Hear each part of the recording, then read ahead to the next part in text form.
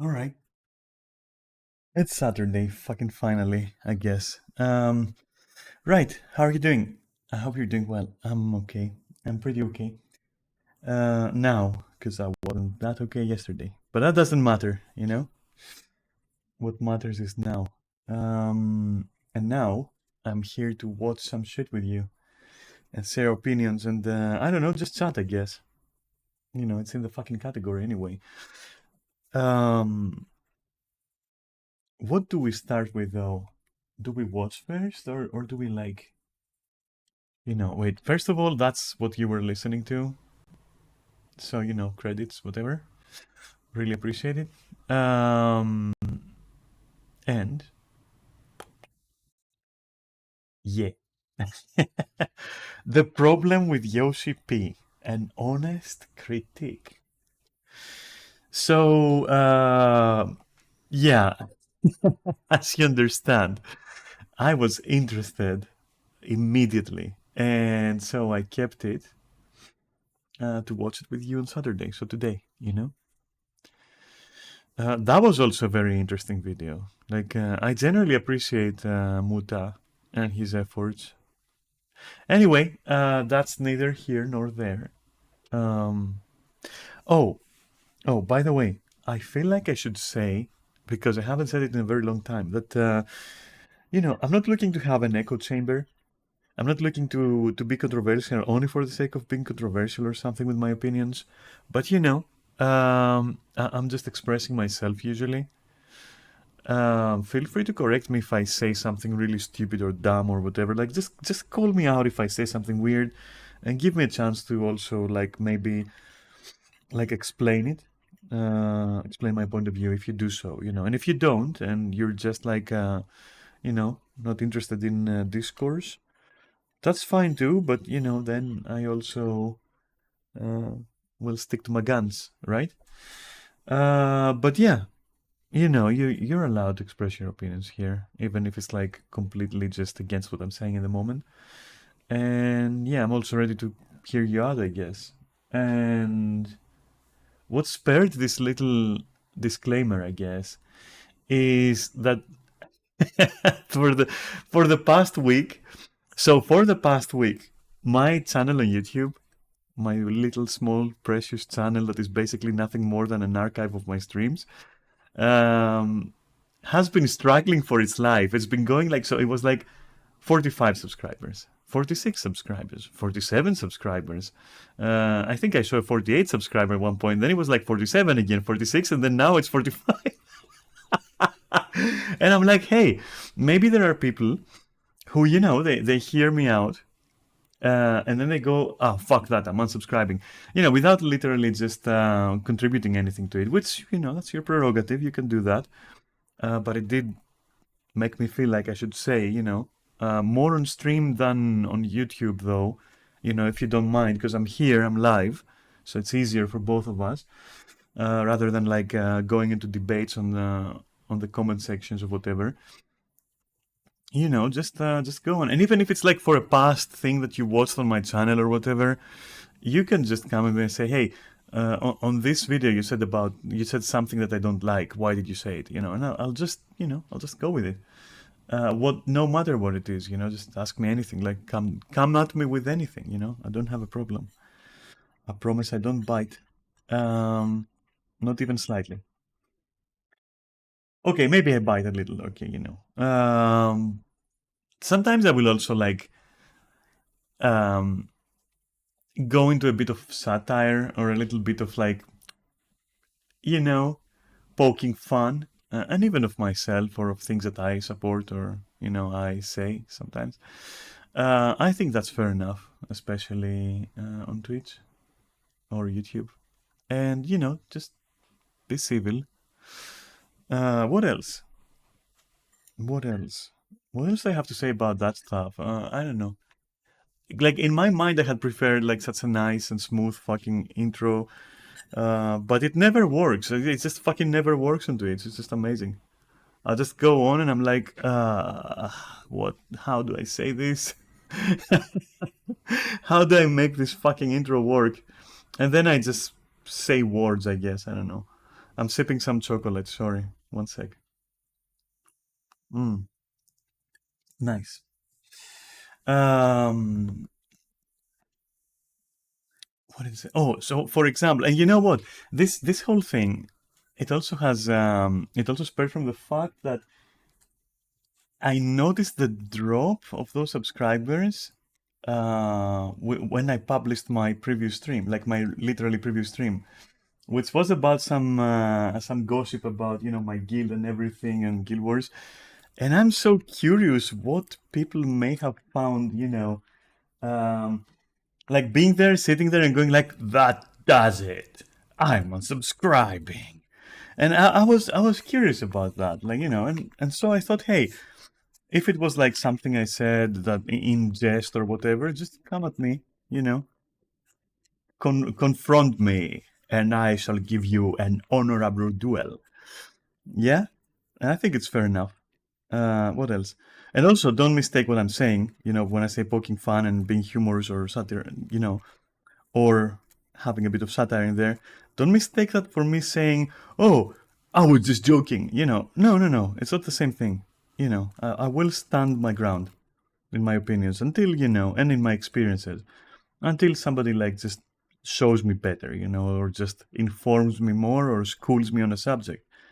And I think that's pretty natural. And I thought that was like for granted, right? But it seems like I have to bring it up again. What else? Hmm. I'm gonna break my 6 days of not smoking by smoking. I'm gonna have 2 smokes a day, one of which I'm rolling right now. But it's been very good. Like 6 fucking days. Damn, I'm good. I'm really good. Can't say I missed it tremendously. Like, I guess I'll know after this one though. But as a thought, it's just. I wouldn't say I miss it tremendously, no, or anything like that. So I guess I'm still good on the can't get addicted side of things. In the end, admittedly, it gets a bit harder. Like back when, like a month ago, let's say, or half a month, where there was like some kind of bump in my road, let's say. I was smoking like 20 fucking cigarettes a day. That was a little bit more difficult to recover from, admittedly. So I think there's a build up there that kind of like corrodes my resistance to addiction a little bit. But yeah, lightweight smoking is nothing. Like for social smoking is just nothing. And also this is why I'm not not opening my camera because yeah, I'm gonna smoke that smoke right now. So you're not allowed to see that. Fuck you. Fuck smoking too. I mean, it has its place and time, I would say. I don't know. If you're already smoking. If you're not, maybe it doesn't have its place and time. You do you. You do you and I'll do me. But if you're already a smoker, then I think, like, just the best way to go about it, if you don't want to fucking quit it at all, or not permanently, then I think, at least have it accompany something, meaningful or whatever and pace it, That's my opinion. Anyway. Hmm. Right.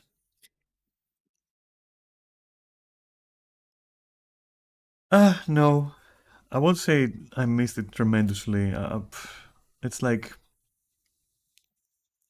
hmm, leaning towards whatever. Leaning towards interesting taste, but skippable, kinda. Like semi-skippable. I wouldn't say it's like some kind of tremendous experience or something. Anyway, right now I'm chatting with you, so it's accompanying something that I value, right? So and my hot chocolate as well. Like yeah, there's that. And fuck, I wanted to say something else now, but like what did I want to say? Like in my head, right? Those 2 subscribers I lost are probably like that ex of mine that I mentioned and baby. That's my speculation. I can't know, and I don't care to know. But like, listen, I did make fun of that ex of mine. That's true. I made fun of a particular aspect of theirs, though, which to me was funny. Honestly, I hope I hope the person has the clarity of mind to laugh with it, because that's better. But yeah, king shaming. I mean, no, that's not something I will do. But if it was that and you felt I was like doing that, just tell me. We can like discuss it or whatever. To me, it was more like if something is done with elegance and with context, it really depends how something is done. So when I was mentioning that that person was like literally just, um, how can I describe it without being, without satirizing it, I guess, if that's a word. That sort of panting, it just felt like an unnatural sound to be coming out of a throat, of a human throat. It wasn't that elegant. It wasn't that, And I'm not saying that bad things, if they're elegant, are, I'm not saying that, but I'm saying like, it's even if it's not your cup of tea, you can definitely appreciate something if it's done, beautifully, let's say, right? You can appreciate the art in it, or whatever else in, just in general, not that there is art in panting during, voice sex, you know. But but yeah, in that instance, that one particular thing that one particular person was doing to me was worth like kind of bringing up and calling out and making fun of, but not in a malicious way. It was just that like I always found it curious, whenever the person would do that. And yeah, I realized I was there. So that means I didn't stop it. And that means I was enjoying myself too. But I can still critique that particular aspect of the whole experience. And anyway, this serves as an example of what I'm saying. Like, I don't really spite people for anything in that regard. Hmm. But I would understand if it made that person feel uncomfortable. But hey, if it made somebody feel uncomfortable, all I would have to say to them is that then you need to work on your panting, you know? Then you need to work on that. Or drop it, up to you. But in its current primitive form, it was kind of not really up there, Wouldn't win an Oscar or something. As far as like European Voice Oscar awards go. Anyway, we should make that a category. Holy shit. Hmm. Or the other thing, the thing I said about Germans, for example. I'm not racist, and you should know that by now. It's just that I make fun of my experience, which so far has been, in its crashing majority, it's been German femboys, and in their crashing majority, they've been a little bit of a fairy, and more than a little bit, mental. And when I say mental, I don't mean like, oh, they are clinically insane or something, but, beyond quirky. Shall we say that? That's what I mean by mental, like the British definition, when you're like, oh, this guy's mental, that kind of thing is what I meant. And, if you felt like offended by that, I guess, grow a thicker skin a little bit. I mean, I often call myself a fucking European orc at this point because I'm from Greece. So, it's something that I do, I guess, and you don't have to like it, but don't get offended by it. Don't take it like, personally as a racist insult or something. I really enjoy I'm one of the very few people I know personally who actually enjoys the temperament of German people a lot. Even though the usual meme is like, oh, they sound like they're yelling at you or they're angry. I don't know. I don't see it. I find it nice. But anyway, so yeah. So I hope I cleared up some things and gave examples of like how I go about things. Not because I'm afraid of bleeding subs or something. I mean, you should know by now, like my fucking stream and my channel on YouTube as well, they're pretty much, I'm not gonna say expendable, but they're like my own experience. Like, if I get subs, I appreciate them. If I get follows, I appreciate them immensely, you know? Contribution, as in like talking in chat, wow. Comments, wow, as well. Like, that's beautiful, you know, communicating. But I think I would still keep doing that even if I had like 0 followers, 0 views or whatever. I'd just still do it. And in that regard, it's like my personal space, let's say. And so I don't really mind what happens with followers and all that. I'll always fucking be amazed by like, oh, you know, 100 followers, holy shit.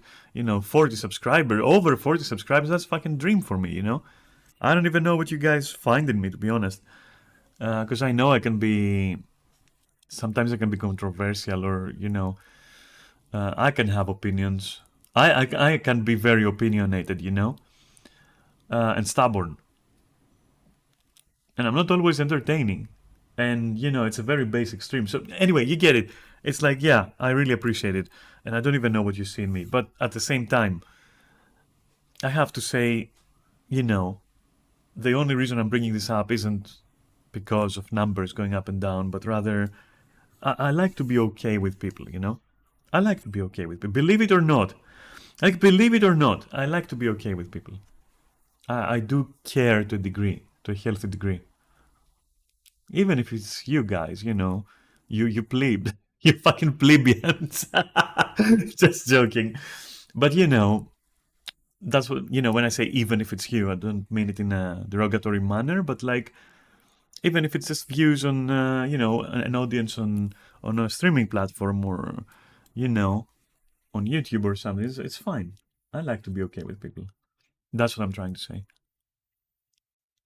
I won't always succeed, and that's because we're all different and we have different views and we don't have to like each other, nor do we have to like the same things or agree. But yeah, as I said, to a healthy degree. Hmm. Which is a very nice segue. Is that like the term into ass blasting Final Fantasy? No, just joking. Listen, I might shit talk it. Okay, you know me. But let's see what's up with that shit, because I'm for one very curious. What the problem is with Yoshi P? Because I don't know if there's a problem with Yoshi P. I definitely know there's a problem with the game, but like I'm not gonna go there. I wanna listen to what this guy has to say, and I will. And he's being honest, or they're being honest, and so I'll also be honest in commenting on that. And before I do that, all the usual, no copyright infringements intended, no theft of material, mumbo jumbo words of legal significance that I really mean, but I'm tired of repeating. But really, I mean it. Like, if there is a problem and like the person, you know, Ember, if you don't like this thing that I'm doing now, just, you know, throw me a message and I'll take the video down or whatever. I don't really mind. I'm just like, you know, speaking my mind on you speaking your mind. So that's all, honestly.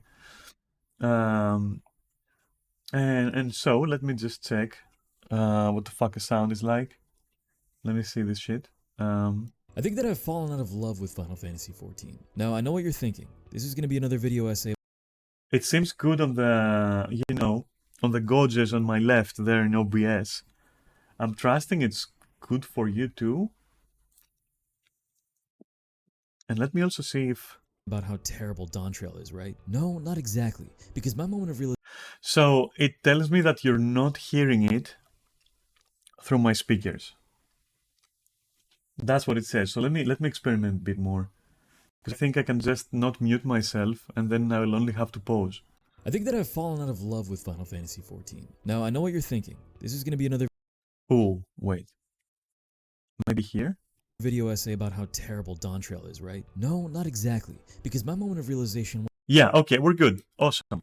I think I can leave my microphone on, so not muted, and I can still watch with you, and I can just like pause whenever the fuck I want, And that's easier than like having to mute first and then blah blah, because I can just stay there and react, right? That is important.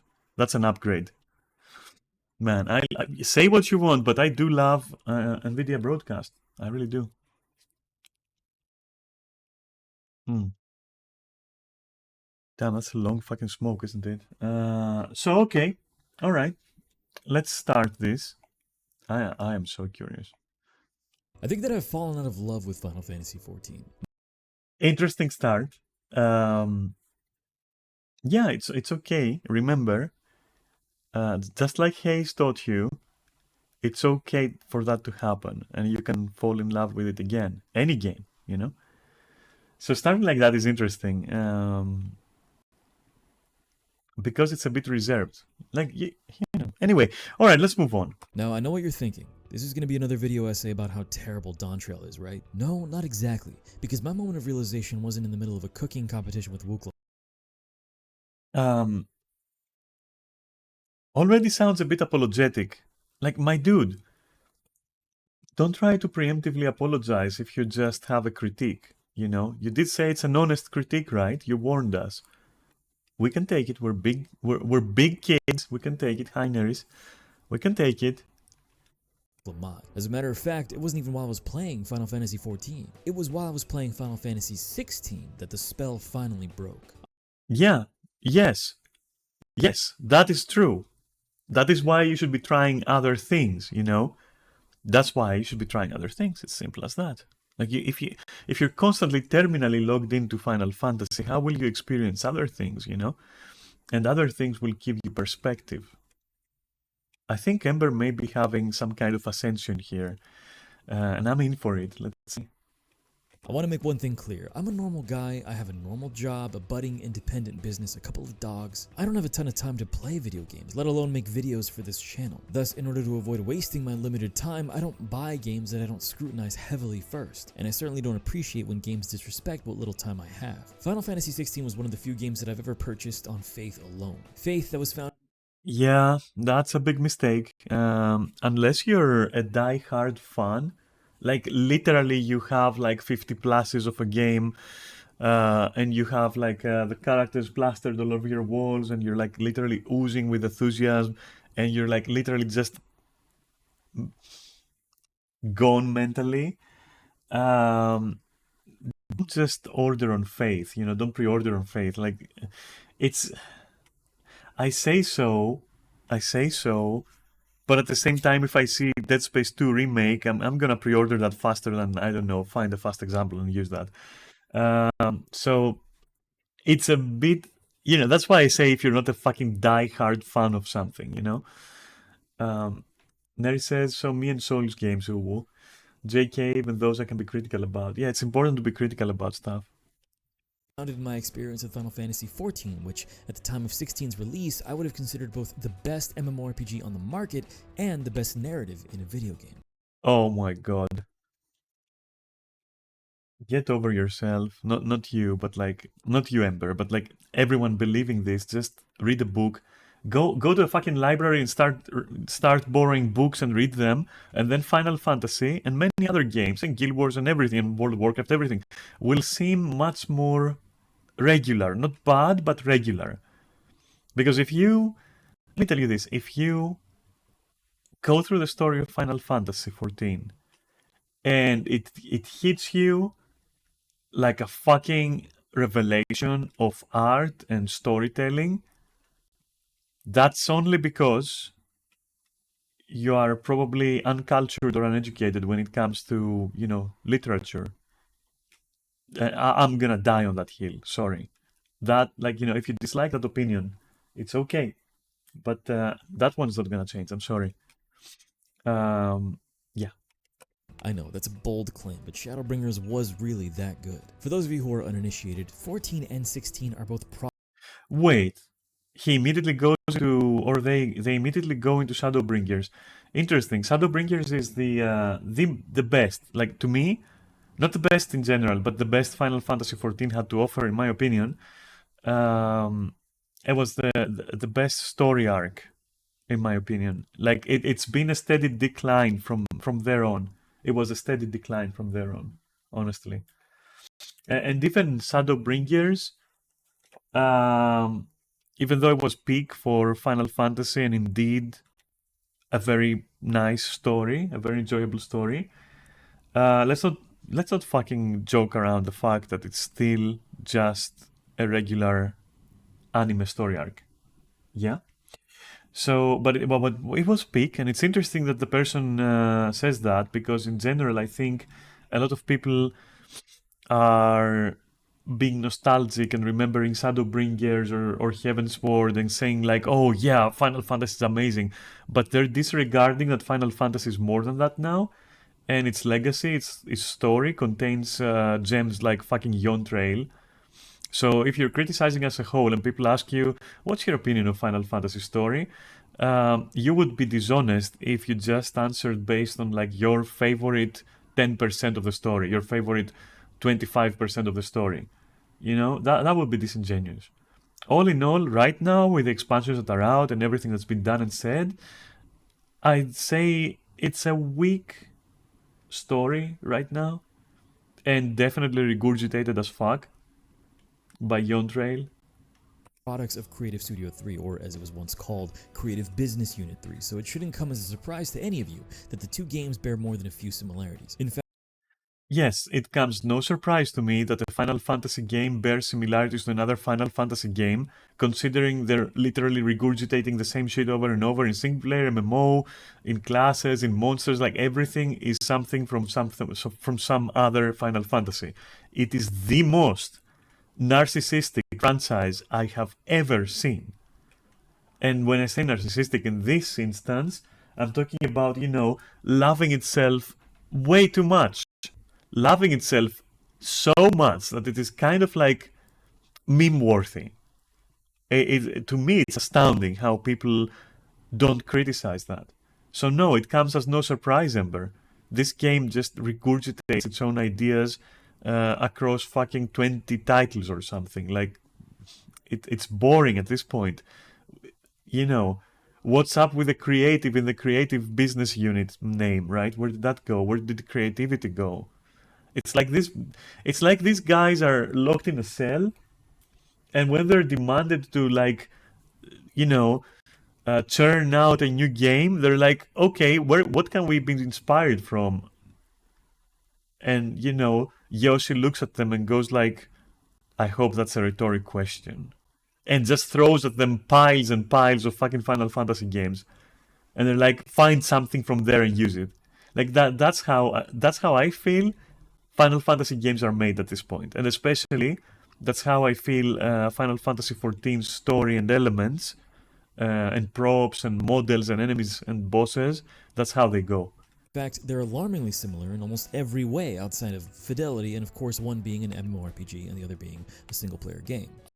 Arguable, but of course I'm joking when I say this, because yes, 14 is an MMO, but the majority of the players of 14 treat it like a single-player RPG, by the way. So, interesting side note there. I'll be blunt, Final Fantasy 16 kinda sucked.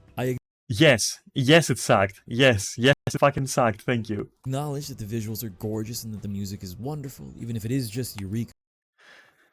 The music is gorgeous, yeah. Dude, again, I don't know. If your music genre interests are anime openings, yes, it's gorgeous. But, like, do you want to look like beyond that, perhaps? And the boss encounters had the budget of a small country's gross domestic product, but the game itself kinda sucked. 16's world was barren, uninteresting to explore, and entirely devoid of danger. Is he describing 16 or 14 now? Because it's the same thing. Yeah, that's the same thing. Like, the open world of 14 is exactly what the guy is saying about 16. The most threatening thing awaiting you in 16 is the laundry list of uninspired side quests that offer neither an intrinsic gameplay experience worth having, nor an extrinsic reward worth suffering for. Also that, every quest I've ever done that isn't the main story is pointless, boring, and tedious and a chore. And I've done all of them, baby. I've done all of them. Like, literally every single quest in fucking Final Fantasy XIV. I should know. Its combat appears intensive, but it masks its shallow systems. Oh my god. Okay, so now you're just describing Final Fantasy XIV for sure. Yes, it appears nice. You have all the anime slashes, you have all the anime things, all the anime effects and but like it's just masking a very shallow combat system. I'm not gonna go into detail, but that's my opinion. But I have gone into detail in the past, like a lot. That's why I don't want to do it right now. But if someone were to debate me on it, I would definitely just entertain the debate for sure. behind overwrought visuals to keep you from realizing that the enemies you've been fighting haven't swung their weapons in about 6 or 7 seconds. 16 even has the gall to present the player with a crafting system which offers statistical upgrades in order to create the illusion of progression and customization, but the system exists to fulfill a feature quota rather than being something interesting to interact with. To be fair, that's like the crafting system of every Asian RPG and MMORPG. So that's probably a critique that is unfair to level against solely the Final Fantasy franchise, and that's the best defense I have, and it's no defense at all. Does any of that sound familiar to you? Huh. What other game might that list of flaws also describe? I just can't put my finger on it. If you guessed Final Fantasy XIV, then congratulations, you've been paying attention, and you've won today's special prize. Please collect a free copy of a good MMO on your way out. In my Ouch. Ouch. Oof. Ouch. Oof, baby. Oh my. You're going in without any lube, aren't you? I thought that guy was gonna use lube, but he's just gone dry. He just went in. That was a good push. That was a good pelvic thrust right there. my mind, the developers of my favorite MMORPG would surely create a masterpiece with all of the financial backing of Square Enix and a full-length AAA development cycle, yet the result of that effort was one of the most restrained, lifeless, and quite frankly boring games I've ever played. So, who's at fault? Hence the title. I know, everybody loves Yoshi P, and you're already upset that I would even suggest that his stewardship of these 2 Final Fantasy entries has been anything less than stellar, but you have to agree that if there's an issue, then the buck has to stop somewhere, and what better place than with the director? So hold off on disliking the video just yet. Let me make my case, then you can dislike it. Yeah, it's interesting that he preempts with "then you can dislike" because he knows, or they. I don't know why I say he. Maybe they identify as he, him though. I think maybe, but I'll say they. So yeah, I love that they preempt with "I'm sorry for doing this and please hang along and like hang tight and let me make my game." Like it only shows how rabid the average enjoyer of Final Fantasy is. Like they, you know, it's crazy that you have to open like that in order not to anger the fucking mobs.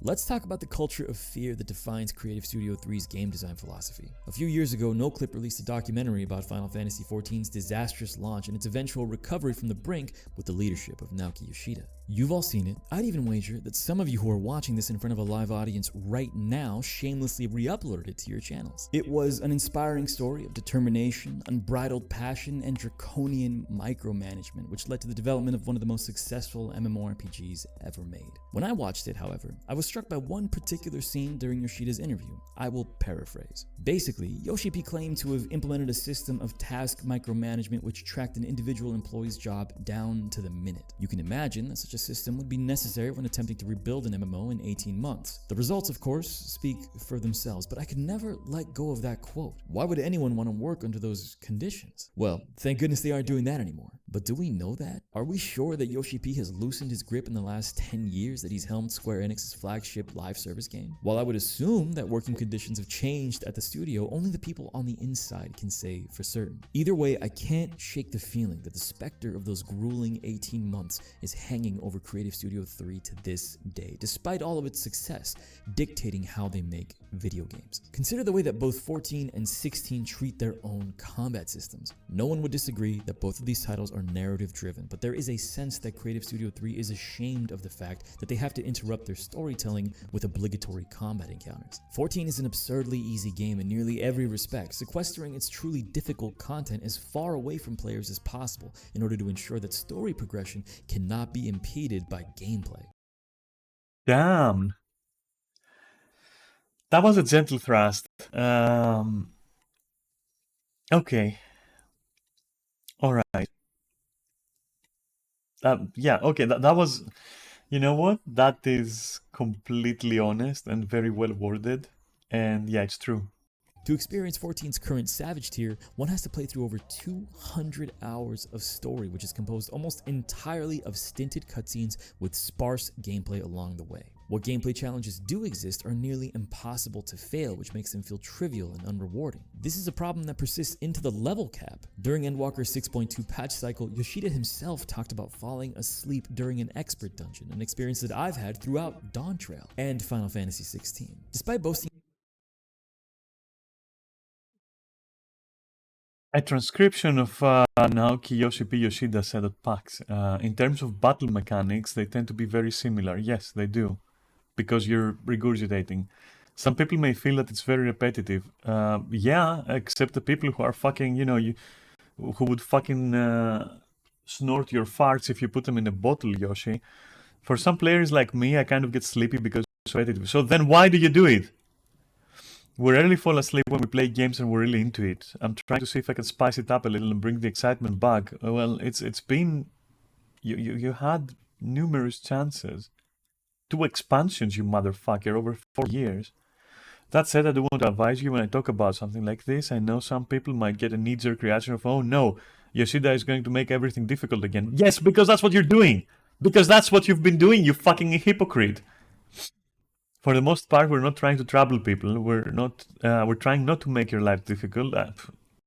Hard to X to doubt, bro. It's just we want to bring a little more uniqueness, something that is new and original. You have catastrophically failed. You have catastrophically failed to do that. Ever since Shadowbringers. I'm sorry. Why would I trust these words? And why would I trust the game? expert dungeon, an experience that I've had throughout Dawntrail and Final Fantasy XVI. Despite boasting a combat system built in part by Ryota Suzuki, who led the design of the combat in Devil May Cry 5, 16's gameplay is similarly toothless. The general difficulty That is... Devil May Cry designer says Final Fantasy XVI is his personal masterpiece?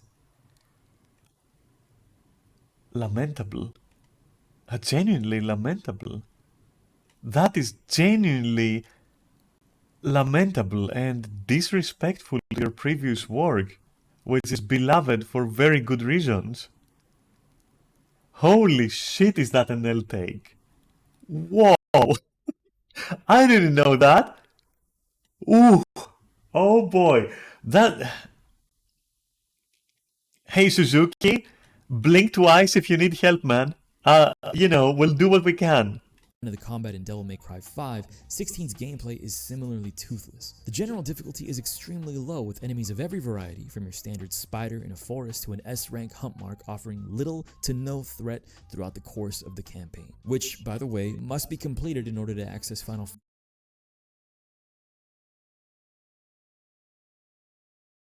Yeah, but this is the thing. This is the thing. Why would I want to do that?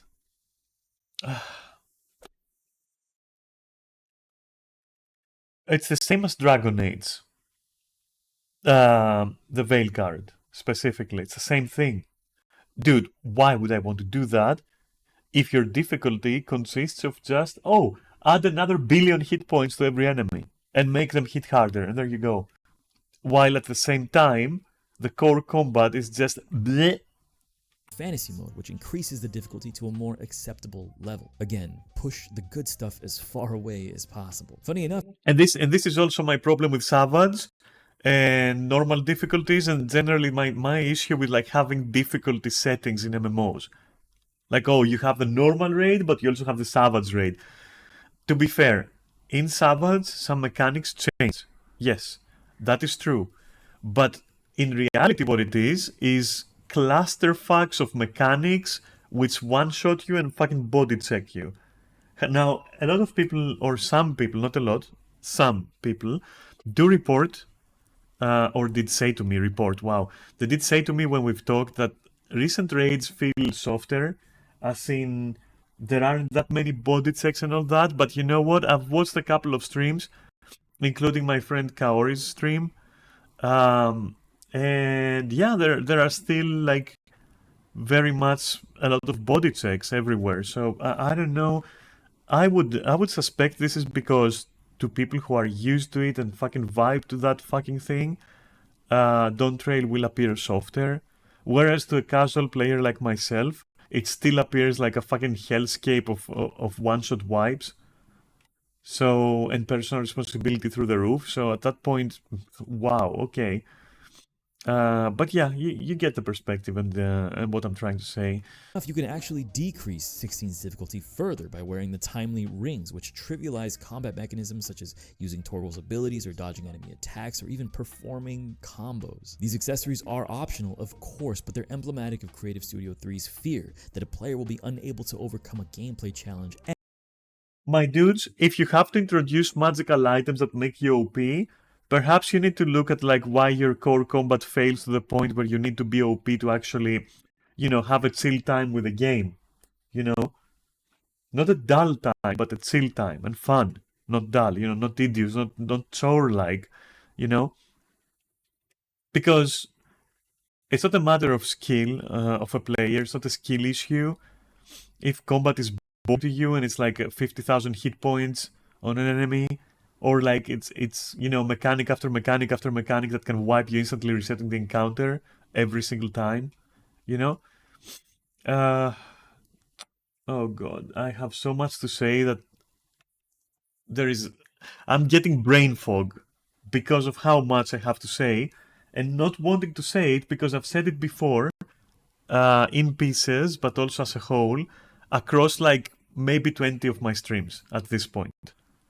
And so it creates this situation where I don't want to go into it, but like I do want to comment on what's being said and add my own piece, my own critique on it. But it's getting foggy. It's like, do I really want to? My god. I'll try to work through it. And as a result, miss the opportunity to experience the next cutscene. Thus, they build their games to be nearly impossible to fail, smoothing out the rough textures that make playing video games interesting, and then they hide any semblance of challenge as far out of view as possible out of fear that you might be scared off, all in service of storytelling. I'm Ruth Lamat, claimant to the throne of Tulihuala. What I'm about to say applies exclusively. What is that fucking accent? I'm Ruth Lamat, claimant to the throne of Tulihuala. Huh? Storytelling. I'm Ruth Lamat, claimant. I'm so happy I never fucking oh.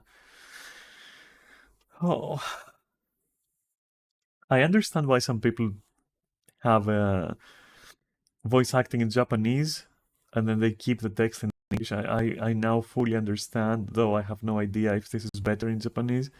But I now also feel validated in playing with no sounds with Final Fantasy. I never play with my music on, I never play with sounds on. Sound effects I do leave on, but I don't watch cutscenes, so it doesn't matter. To the throne of Tulihuala.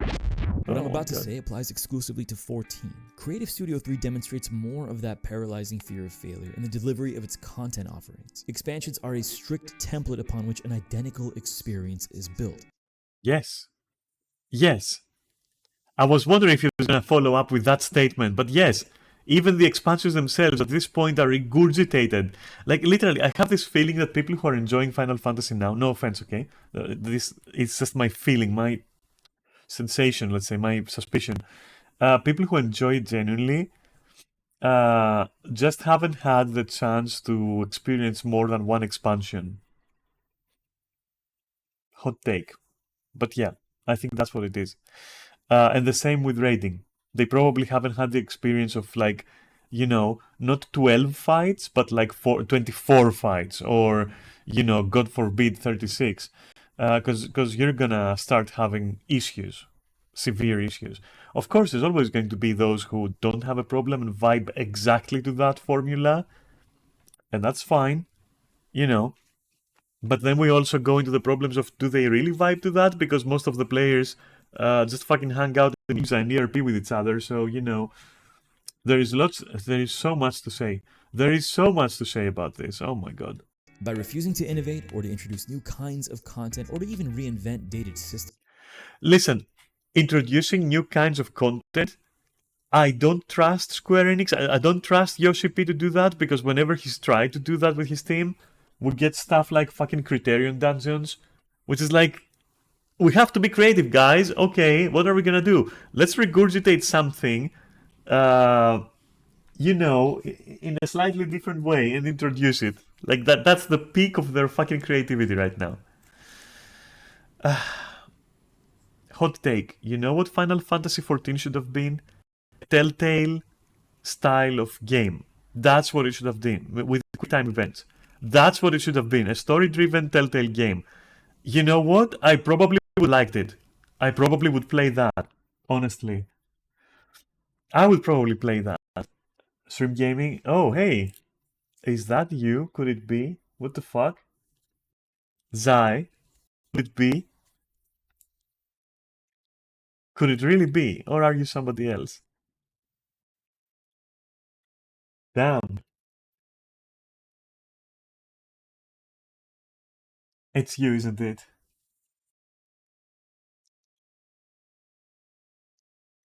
Where the fuck have you been? It might be you. Cool. Where the fuck have you been? That's crazy. Are you okay? Throne and Liberty stole me. Oh, you went in for the grind. Yeah, I remember you were like into that sort of thing, into the hardcore grinding shit all day, and getting materials. Yeah, yeah, yeah, yeah. Okay. All right. At least having fun though. You're being, treated well by the game and probably made some friends and everything, right? As long as the premise of this story is positive, I'm all for it. I'm all for it. If it stole you and it's worth it for you and you're having fun and you're making friends, I'm all for it.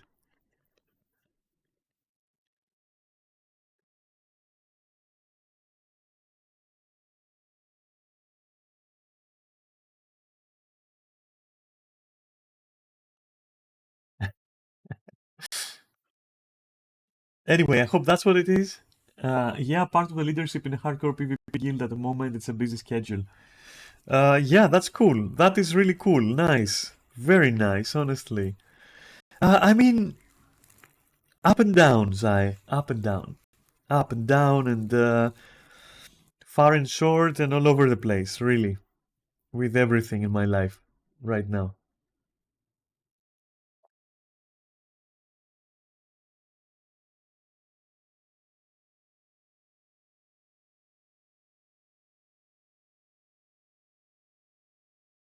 Living on the edge, hanging by a thread, basing on generosity of like people around me who appreciate me, I guess.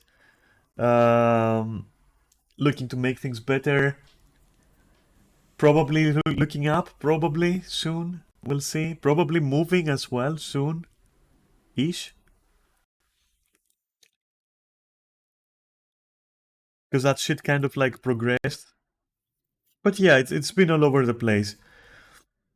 And in other news, you know me, I've been through several partners, I've been through several like romances, I've been through several whatevers, I've been through, some guild stuff in Guild Wars, getting to know people, then getting literally like abandoned by people again, and then like it's life. It's life is going on. That's what's going on.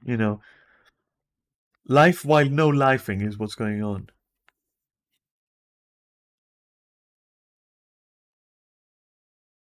How's Cass? Are you two still tight and everything? Neris is great. Neris is right here, I think. I think Neris is watching actually.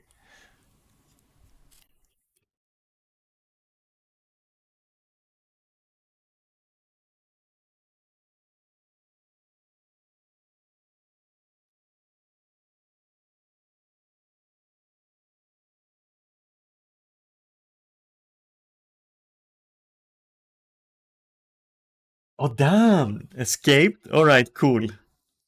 I'm so happy for the dude.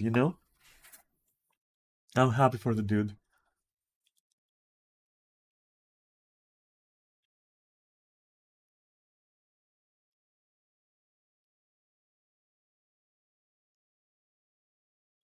Yeah, I mean, I'm in a position where we're having our house evaluated. I think we decided that we're gonna sell whole piece, and so not its apartment or not its floor, let's say, which is gonna speed things up. But also was a huge waste on like the fees for the attorney to like separate ownerships and all that. But still, and then we're gonna split the money. We're gonna fucking get the fuck out of here, and we're never gonna like, care about each other when it comes to family members. And I can't wait. I can't fucking wait. Honestly, I can't fucking wait. But this also means I need to find like a temporary place to stay, because if this thing sells, I'm only gonna have like a couple of months to move out, or maybe more. I don't even know. And during that, I'll have to stay somewhere for free, essentially, until I get basically what's due, and then do what I always wanted, like start over, new game plus. And that's the situation right now. And I'm examining options, and as I said, I'm mostly basing on like the generosity of like people who uh, I guess feel positive towards me.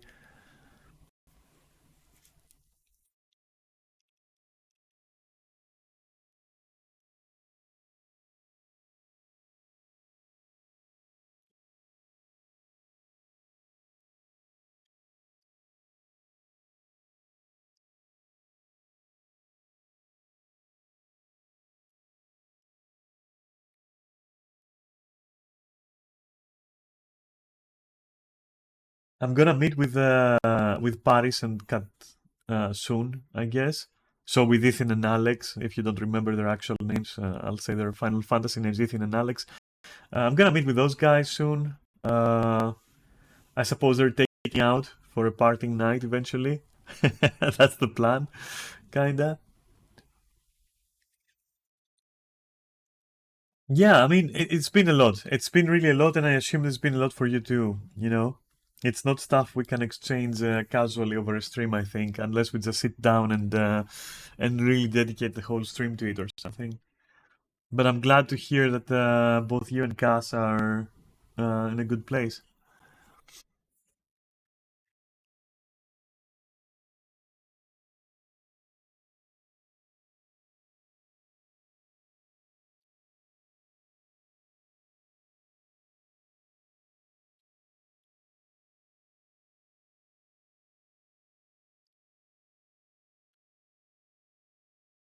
But to bring it back to the video, though, before I get completely derailed, even though I really love that you popped in and said hi. Reinventing dated systems in something that Final Fantasy or Yoshi P or whatever, they are incapable, completely incapable or unwilling to do.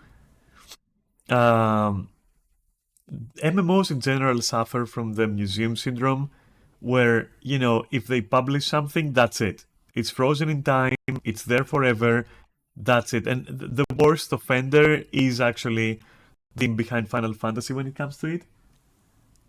They do not touch anything that is like older than 24 hours. Like if it's 4 hour old, that's it. It's gonna be like that for the next 50,000 years. Like just accept it. So reinventing dated systems is something they'll never do. That's hopeful thinking. Creative Studio 3 successfully evades any. Hey, Sai, what's up? How are you? Damn.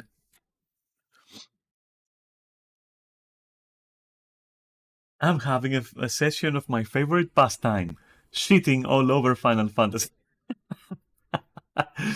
I got your type of breakfast, popcorn. Oh shit!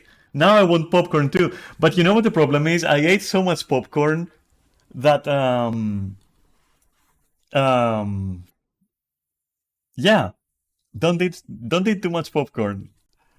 Or make sure that you know yeah, just make sure that your bathroom is available afterwards. I'm probably gonna eat more popcorn. It's like it's so good though. And the way I make it, which is like I will sprinkle some olive oil, which Greece. We have good olive oil. It tastes good. It has like a particular taste. It's nice, and it makes the popcorn sticky. And then I just apply oregano and like paprika or pepper, and salt, and then I mix it, and it's perfect. It's spicy, it's salty, and it's like, it's nice, you know? It's really nice.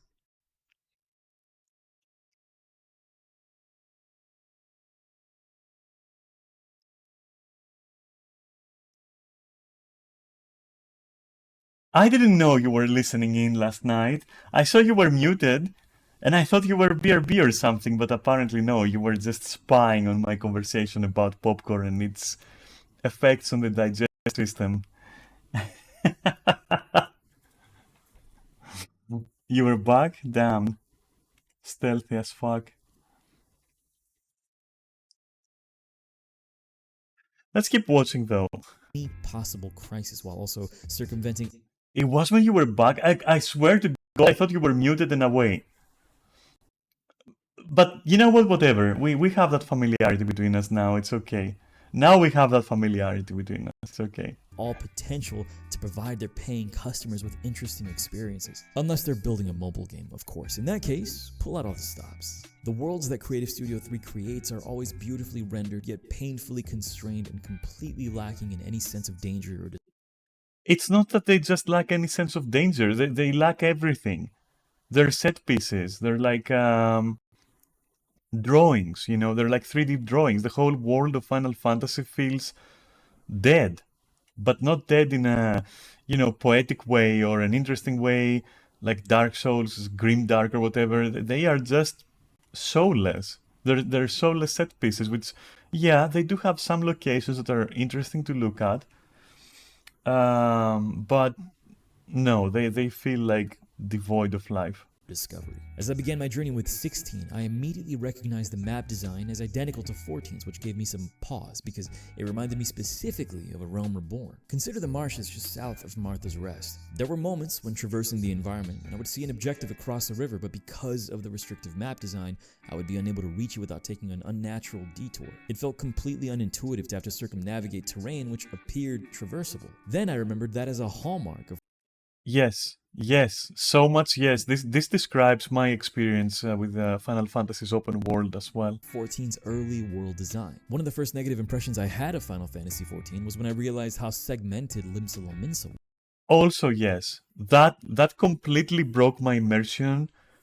When you go through these like not invisible walls, but let's say invisible loading screens, and it's just a fucking main city, I was like, are you telling me this is how the whole game is gonna be?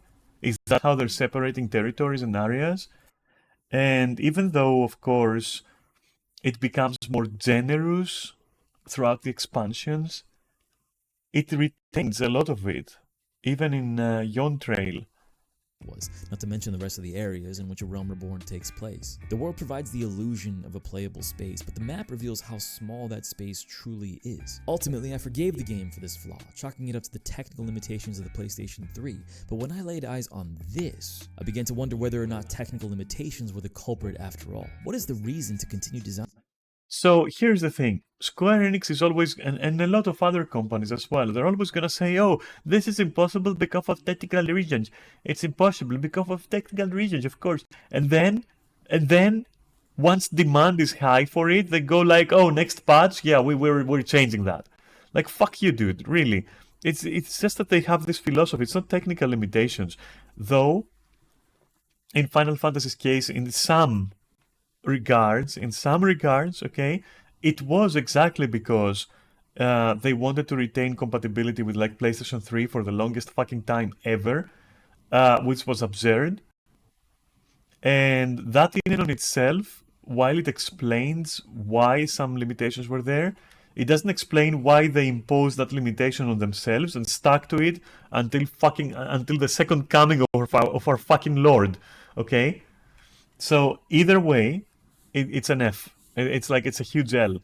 Designing playable environments in this way. And what is the purpose of populating these spaces with enemies that pose absolutely no threat to any player who has the capacity to mash square? But it's not just that the enemies are not threatening, it's also that it's pointless to kill them. It's pointless to engage in combat unless you're specifically required to.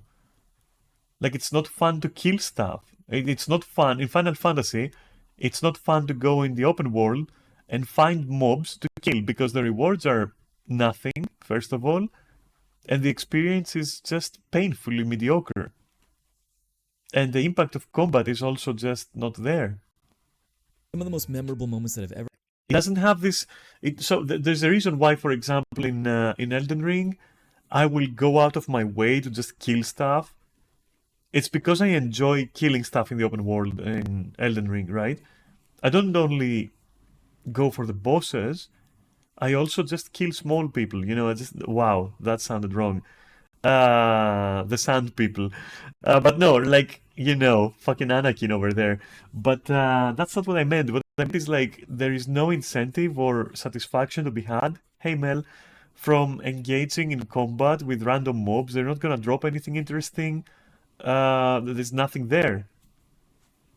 had in the entirety of my life playing video games have been a result of emergent gameplay. I recently had an amazing encounter with this while playing Throne and Liberty. I was exploring an environment, then I ran into an unexpected combat encounter which led to an hour-long grind session with total strangers. You'll hear more about that game in my next upload, but those types of experiences in which the player engages with the game's systems and environments to create an unexpected outcome are completely missing in Creative Studio 3's games. This is a result of two design choices. First, as I mentioned before, the lack of threats in the open world. In both 14 and 16, barring exceptional circumstances, the game is working overtime to ensure that you are never in danger while you are moving towards your next.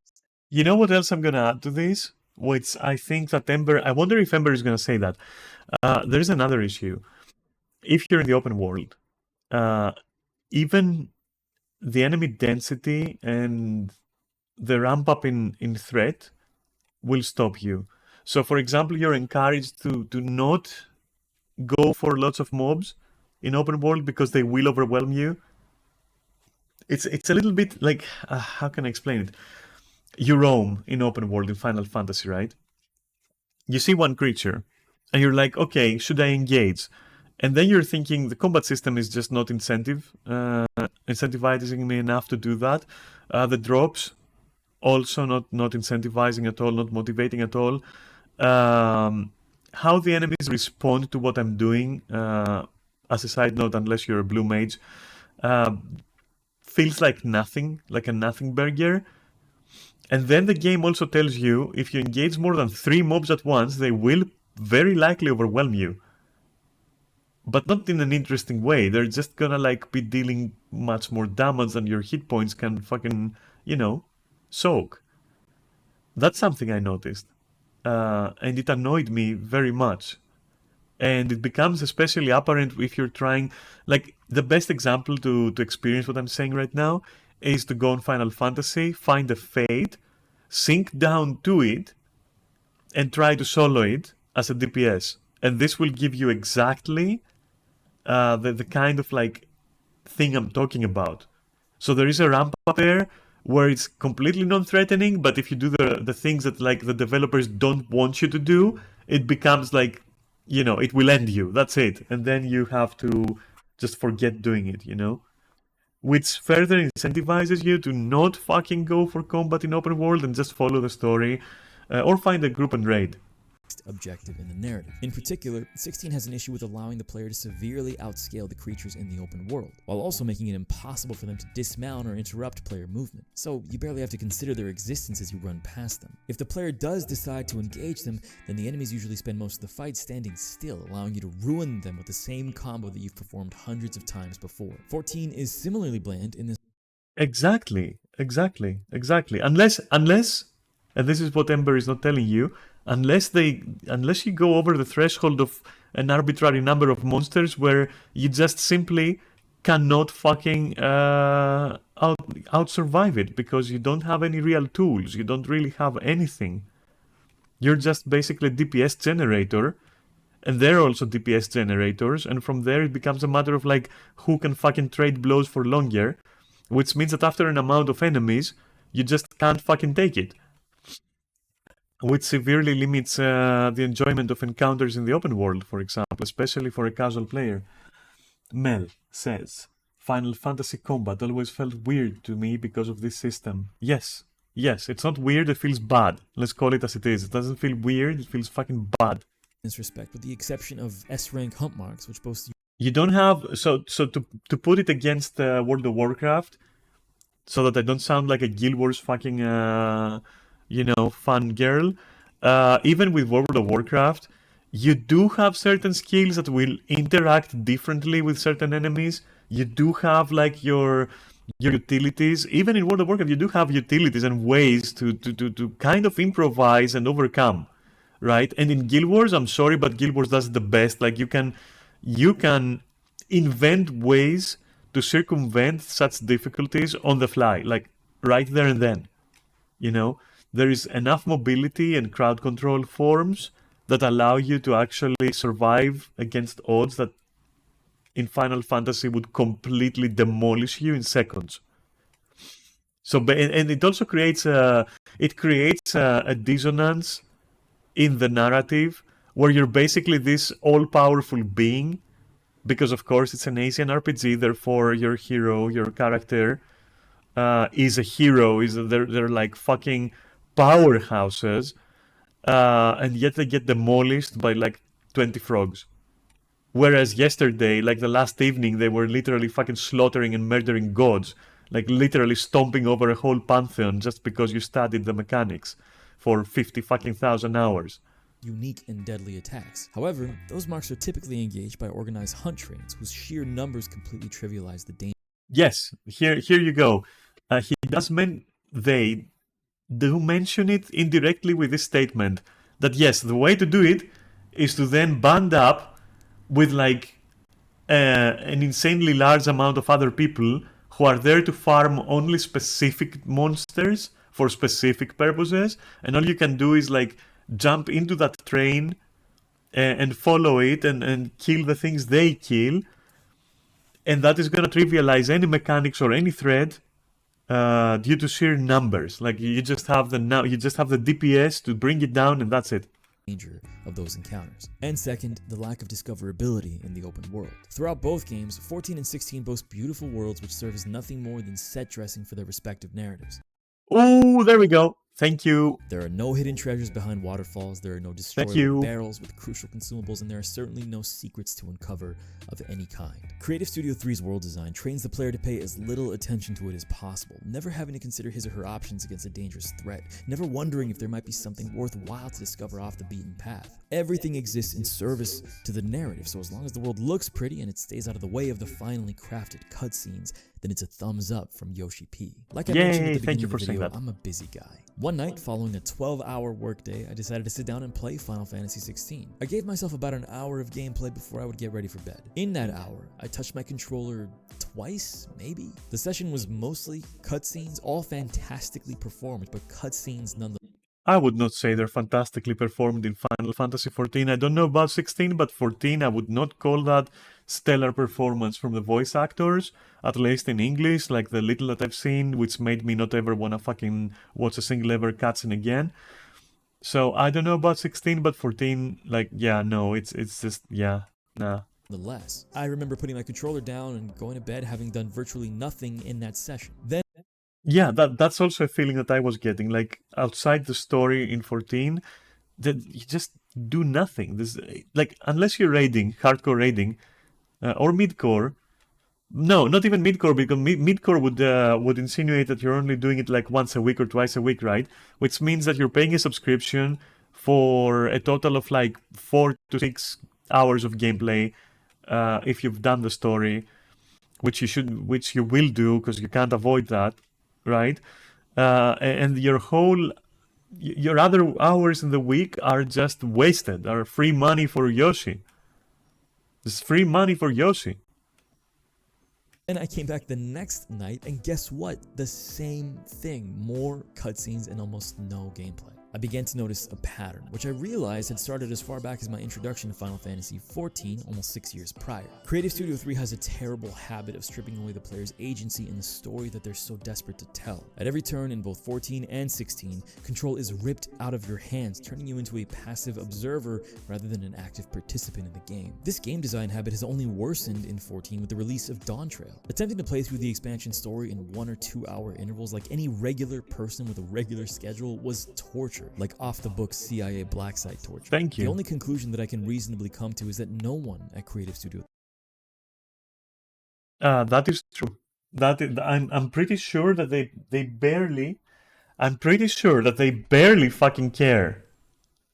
Like, I'm pretty sure they have like a quality assurance team who are also in the same fucking grim dark fate as the guys responsible for making new stuff. So basically locked in a basement and literally spoon-fed fucking Final Fantasy drivel until they come up with something newish. But anyway, I'm pretty sure that this team just goes like, can we theoretically beat this if we script a bot to do everything perfectly? Yes. Alright, cleared. Publish it. I'm pretty sure. I'm pretty sure nobody cares about enjoyment. plays their own games the way that we play them. Now, I am well aware that Yoshi P is famously active in Final Fantasy XIV, but what I'm questioning here is whether or not anyone at that studio, particularly its vaunted director, has ever sat down to play through their game's stories in a single, uninterrupted session. If they had, then maybe someone might have noticed how often their games insist on playing themselves for fear of the player's input sullying the experience. These games are not. Yeah, and then you have raids where it's the opposite. It's like, oh, you made a mistake, boom, wipe, let's go, restart. Visual novels, at least ostensibly. However, they certainly do function like visual novels, interrupted by brief spurts of well-dressed yet paper-thin gameplay. Under Yoshi P's leadership, Creative Studio 3 is inviting less participation from players as the years go on. It was years ago, I think, when, like a bit after Shadowbringer, post-patch Shadowbringer, I think, where I already was saying that literally at this point Yoshi P is just hanging out in his fucking in his what are these called? Wait, in his penthouse, you know, literally huffing copium and going like, yeah, whatever, let's just fucking publish more and more and more and more and more of that, you know, just literally huffing his own shit. And yeah, it's all right. Yeah, I feel validated right now. I already had that opinion like 2 years ago. Holy shit, 3 years ago, maybe more. 14's recent expansion and 16 go to great lengths to tell you what happened in the story rather than showing you or even allowing you to interact with the events yourself. For example, in Dawntrail, we weren't allowed to participate in the cooking contest or the rebuilding of the train in Shalawani or the invasion of Tuligala. All of those critical events in the story were cutscenes. 16 is guilty of this too, with the most egregious example being the boat chase towards the end of the game. It would have been a lot of fun to pilot this boat myself, dodging enemy attacks before ramming into their ship and boarding it. But no, the cutscenes ate up all the budget, so all you get to do is perform the same combo you already have throughout the game against enemies who will barely try to kill you. I really struggle to think of another studio in the AAA space that demonstrates as much disdain for player agency as Creative Studio 3. More than simply committing the sin of ignoring show don't tell as a rule of storytelling, this is a studio which frequently asks its players to stay on the sideline of the experience that they paid for. This is a studio that fancies itself a great producer of stories, but stories can exist outside of the strict parameters laid down by the game developer. That's the beauty of video games. Emergent gameplay is as important to a game's narrative as its writing and its vocal performances. I think that Creative Studio 3 has completely lost sight of that. As an extension of the issues with player agency that plague Final Fantasy XIV and 16, there's a grand illusion obscuring one of the most unsightly blemishes on the face of Creative Studio 3, the illusion of choice. This is specifically in reference to customization and progression, which are abysmal in both of the titles that have been produced by this studio. Just a few weeks before producing this video, I managed to earn my best in slot gear in Final Fantasy XIV as a Viper. As a result of earning this achievement after months of raiding, I felt absolutely nothing. Oh no, don't even go in there. You know what? We're gonna go in there. Give me a sec, BRB. We're going in. We're going in on that right now. I'm pausing, and I'm pausing on this absolutely nothing with Final Fantasy gameplay in the back, and that is like poetic. And I'll be right back, and I'm gonna discuss like gear progression because that is important. So I'll be right back.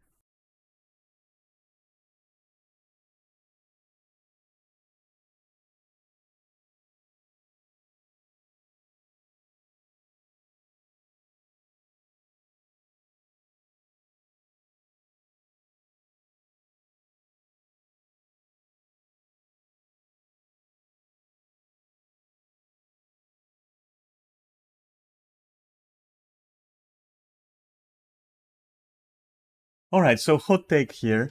I hope you're ready for opinions.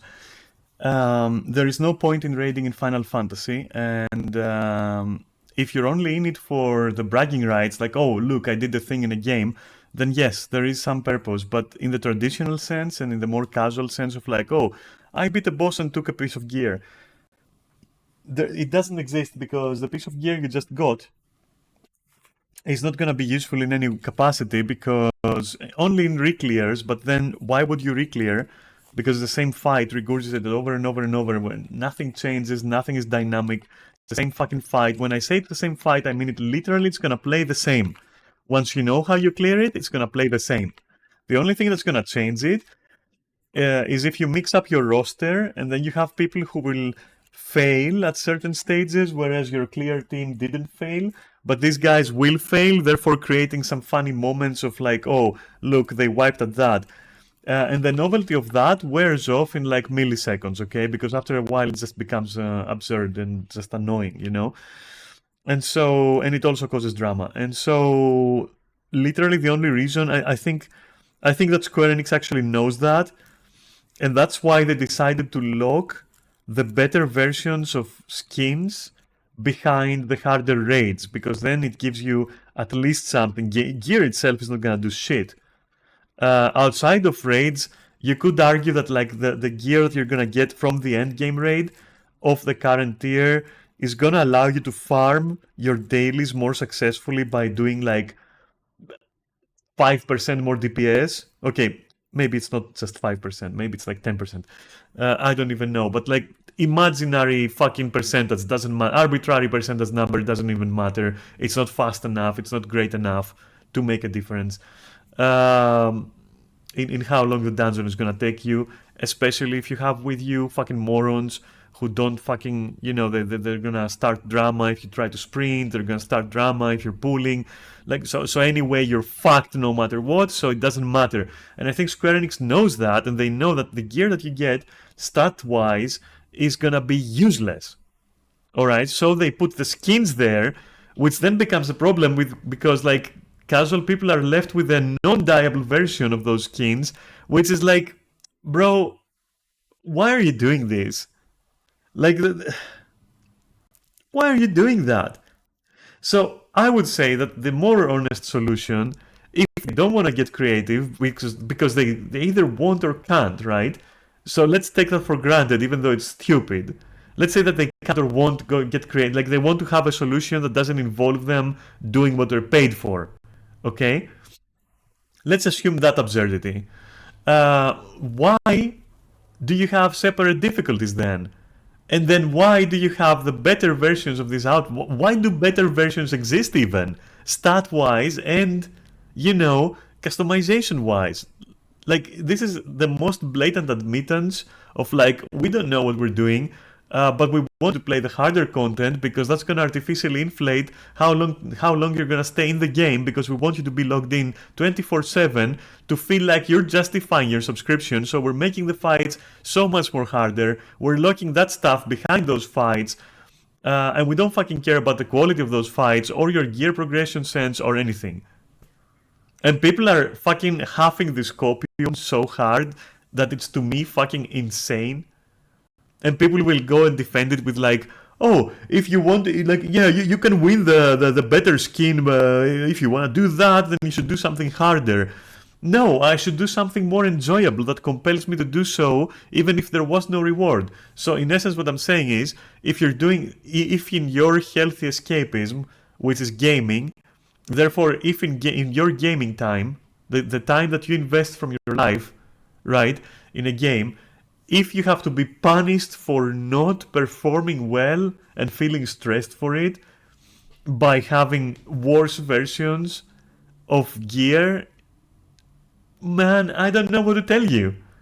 Like, already mid-sentence, you should be nodding if you have a brain cell. You should be saying, yeah, I get it, yeah, true. And defending it like that, like saying, oh, you want something better, then you should do something harder. It's not harder. Like, it's artificial difficulty. Like, the normal version has like 5 mechanics crammed into it. The Savage version, 50 mechanics in one instance, fail one and you restart. Is that not inflation of your gaming time? It is. And then let's not go into the fact that you also have to study. Like, dude, I'm glad I finished school. I don't want to relive my school years in a game. I don't want to fucking study for your stupid fucking fights because you have no other way of making it interesting other than locking rewards that are for customization, which is, if anything, customization should be open to everyone from day one so that they can actually have fun and stay in the game. I spend more time customizing than I spend raiding. Not because I'm a casual, I am a casual, right? But not because of that, but because it's important to me. Like, my character in an MMO is my expression of myself. It's an extension. Alright? So I hope you can fucking collate what I'm saying and draw the same conclusion that, like, these defensive arguments are absolutely hogwash. And yes, these two words is what Savage Raging is, and Ultimate Raiding as well. And the only reason to do it is simply to be like, oh, we did it. Which begs the question, if people are gonna do it anyway, why do you lock stuff behind it? Like, fuck it, they're gonna do it anyway. What, don't you trust your fucking content? Don't you trust people to like your content? Because if the answer is no in either of those, then you need to go back to the drawing table with Encounter and make it interesting. Okay? Make people, not force them, give them incentive to do your content. Don't force them. Don't put like a carrot in there on a stick and tell them, you want that? You're gonna have to go through the shit that I designed, I designed some shit, I refuse to change it. Do you want the pretty thing? I'm putting it behind that shit because that shit is gonna keep you glued to the game, and also, by the way, I'm inflating it, so you're gonna have to spend like an insane amount of hours. I'm inflating the difficulty artificially, so you're gonna have to spend an insane amount of hours, which then will make you feel like you're gaming. It's gonna make you feel like you're justifying a subscription here. Just my take on the whole thing. So yes, gear and progression and where skins are locked. My god, you go and lock skins on the 25th rank of fucking Crystalline Conflict. Dude, I don't wanna play this much your stupid, like, PvP mode. I don't wanna do that. Like, give me an if you're honest, if you're genuine, give me a fucking alternate way to do it. Which also doesn't include grinding my fucking ass out as well. Because whenever they've introduced an alternative way to get something, it's always been like an insane grind. Like with the seasonal tombstones. And people love it, and I'll tell you why people love it, and you can fucking hate me for saying it, but the only reason people love that is because, well, first, it's something, they can gain some stuff they couldn't gain otherwise because of the gameplay being either too difficult or too fucking droll, I'm not gonna lie. So it's something, I guess, so that's one of their arguments. And the other argument is that if you have nothing to do in the game, because you feel, as I feel, that these things are ridiculously hard and they're not actually fun escapism, all you're doing is sitting in Limsa and, fucking jerking off to other people. And other people jerking off to you, which, yeah, kudos, okay, more power to you and me, but like, if you do that all day, and that's how you spend your subscription and your active Final Fantasy time, whenever they throw you a small bone, a chewed out, like, fucking tasteless piece of shit bone, you're gonna be like, oh, it's great content, let me go and do it, and then you go like, I love the session, I love them. This is so much copium. This is so much fucking copium. I'm fucking done. Moving on. Moving the fuck on, for real. Similarly, in 16, every time I would forge a stronger weapon or piece of armor or accessory, I would feel absolutely nothing. Creative Studio 3's... Oh, and plus, one other thing, I feel that gear progression anyway, as a whole, is like, it's a thing of the past as much as it's like trying to form statics or forcing classes. Or you have to have two healers, you have to have two tanks. Fuck you have to have 8 people. Fuck you, these are fucking ancient fucking design philosophies. They're ancient, they're not like for this timeline anymore. They're not for 2020 plus.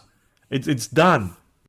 It's done. Like this has to like vertical gear progression, fucking power creep, increasing level maximum. It's fucking dated shit. It's dated though. Like not being able to do a dungeon with less than like the optimal amount of people that like Square Enix decided, or with more if you want, with more. So non-scaling content. What are you, a fucking caveman? Are you a fucking troglodyte? Are you living in the fucking 90s? Like what the fuck, dude? And so yeah, like if your game is fun, people will play it. If your game is fun, they're not gonna give a fuck. Like you got skins, cool. You got fucking customization options, cool. You got like a fun combat system, cool. You got some cool combat encounters, cool. That's it, you're set. Why do you need to have like all those other arbitrary things? Just to inflate the, you know, how much time they're gonna spend? No, just put a compelling story. You know, that also counts. Put compelling stories in there, compelling characters, fun events to do in the open world. Like you don't need to. Let's move on. Approach to customization and progression is to simply avoid the topic altogether. Outside of numerical adjustments, improving your equipment in both 14 and 16 is an exercise in boredom. In 16, crafting materials are given to players like government cheese, a paltry handout to keep you moving along the singular track that has been determined for you. In 14, gear is entirely lacking in variety, and the process of selecting your gear is trivialized by the push of a button which determines your best gear for you. Any need for input or weighing of options or opportunity cost has been sanded down. Don't even get me started on what the guy is saying right here, because that's a separate matter. That's a matter of like stats barely matter, and in Final Fantasy, and there is always like a best way to do things and the worst way to do things, and there's nothing else. Not even that, because best would imply there is a better or a medium way of doing things, an average mediocre way of doing things. No, it's either you're doing it wrong or you're doing it right. And it's the same philosophy they follow for their fights. Either you're doing the fight wrong, or you're doing it right. And what defines right is not your creativity or how much fun it is to do some things, it's what the developer wants you to do. They want, during that mechanic, you're gonna stand there. That's it. Do that, or you will die. It's gonna be a reset. Enjoy. Are completely discarded. These progression systems exist as a means to fulfill some kind of design quota. As if someone said, well, we're building a video game, so we need to have a crafting system and gear progression, but we'd much rather add another pointless side quest with 7 minutes of dialogue, so just slap something together and call it a day. For an MMO to have a gearing system this weak is frankly unbelievable. I have never, not once, felt excited about what gear does in 14, only what it looks like. But for a single-player, story-driven role-playing game without the weight of multiplayer balance and technical debt to feel just as bland, just as phoned in, and quite frankly just as boring is equally dumbfounding. Isolated from their other design flaws, Creative Studio 3's inability to create an interesting progression system in over a decade of game development might be excusable, but it goes back to the heart of the issue. Whether or not these are directly his decisions, Creative Studio 3's design philosophy under the leadership of Yoshi P seems interested only in eroding what little input is left in the hands of the players. The final point of contention that I want to talk about is Creative Studio 3's quest design, or Oh no. Oh no. I'm gonna listen to that. No. The quest design?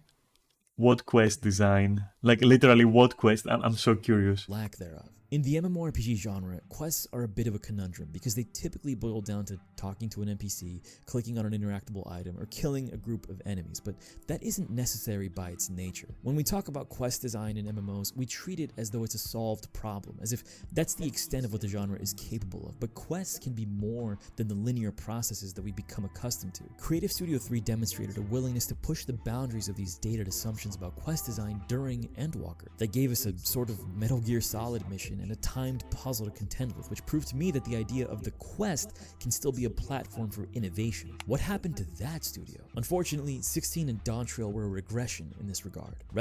Imagine, I hard disagree with what he said right here, with what they said right here, and that's because if your peak creativity is adding a timer on a quest, you're done. You're done, you know? You're dead.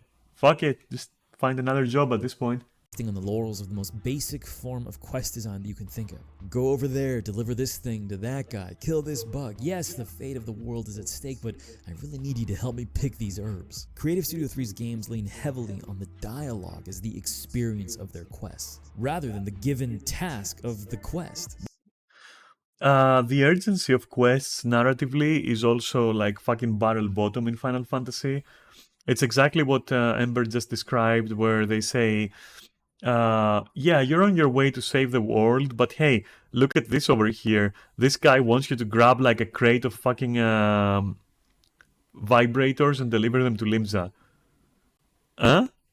Why? Whereas, for example, in Guild Wars, there isn't even an NPC telling you anything. You go into an area that is like relevant to what's happening in the storyline in that moment in time, and every single hearts are quests, by the way, in Guild Wars, has something to do with the overall progress of the story in that point in time in mind. So, for example, you'll be going towards your next main story objective in Guild Wars. You will find a fort.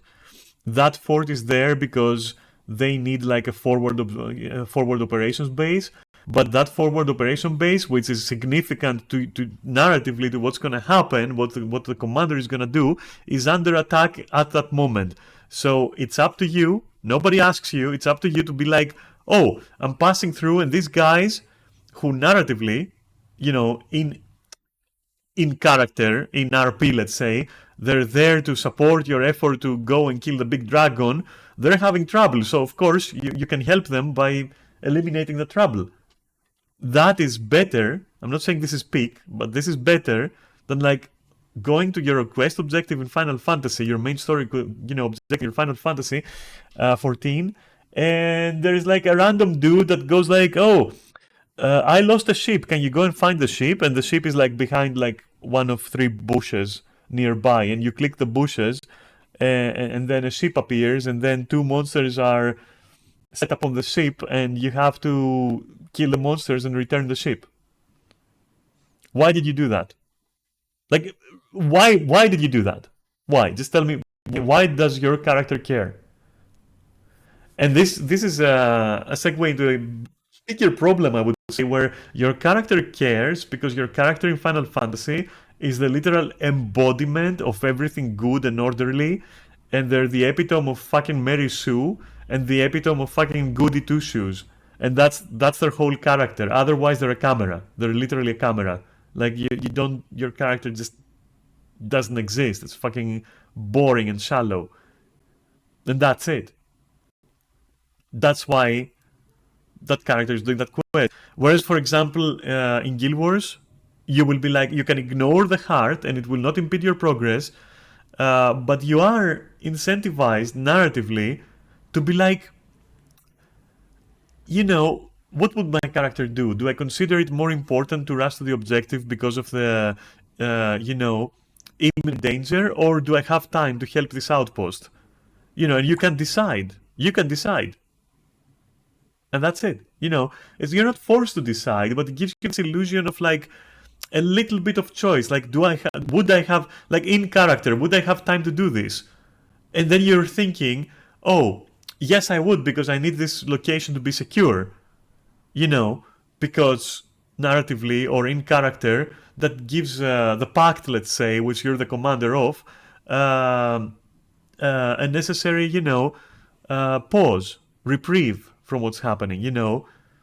So at least there is that, which is not peak, let me tell you, but it definitely shits all over this quest design where it's like, oh, you just walk by and somebody just goes like, yeah. And yeah, you can ignore them.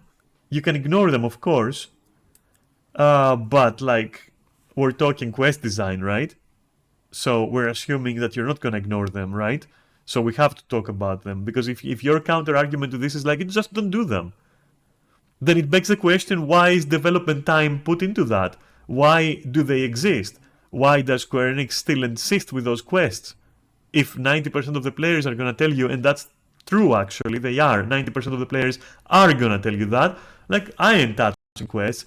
There hasn't been a single person Okay, that's a lie. There's been 2 people out of like 200 people, 500 people that I've met in Final Fantasy, to whom I've said I've done every single side quest, and they were like, oh, me too. You know what the vast majority says? Like the absolutely crushing majority. They're like, why? Why even do it? To which I only, it's optional. Why do it? You don't have to do it. You're just torturing yourself. Are you telling me that I'm paying a subscription to have the option to not torture myself, and that's okay as opposed to expecting some sort of quest, intricacy? Are you fucking shitting me?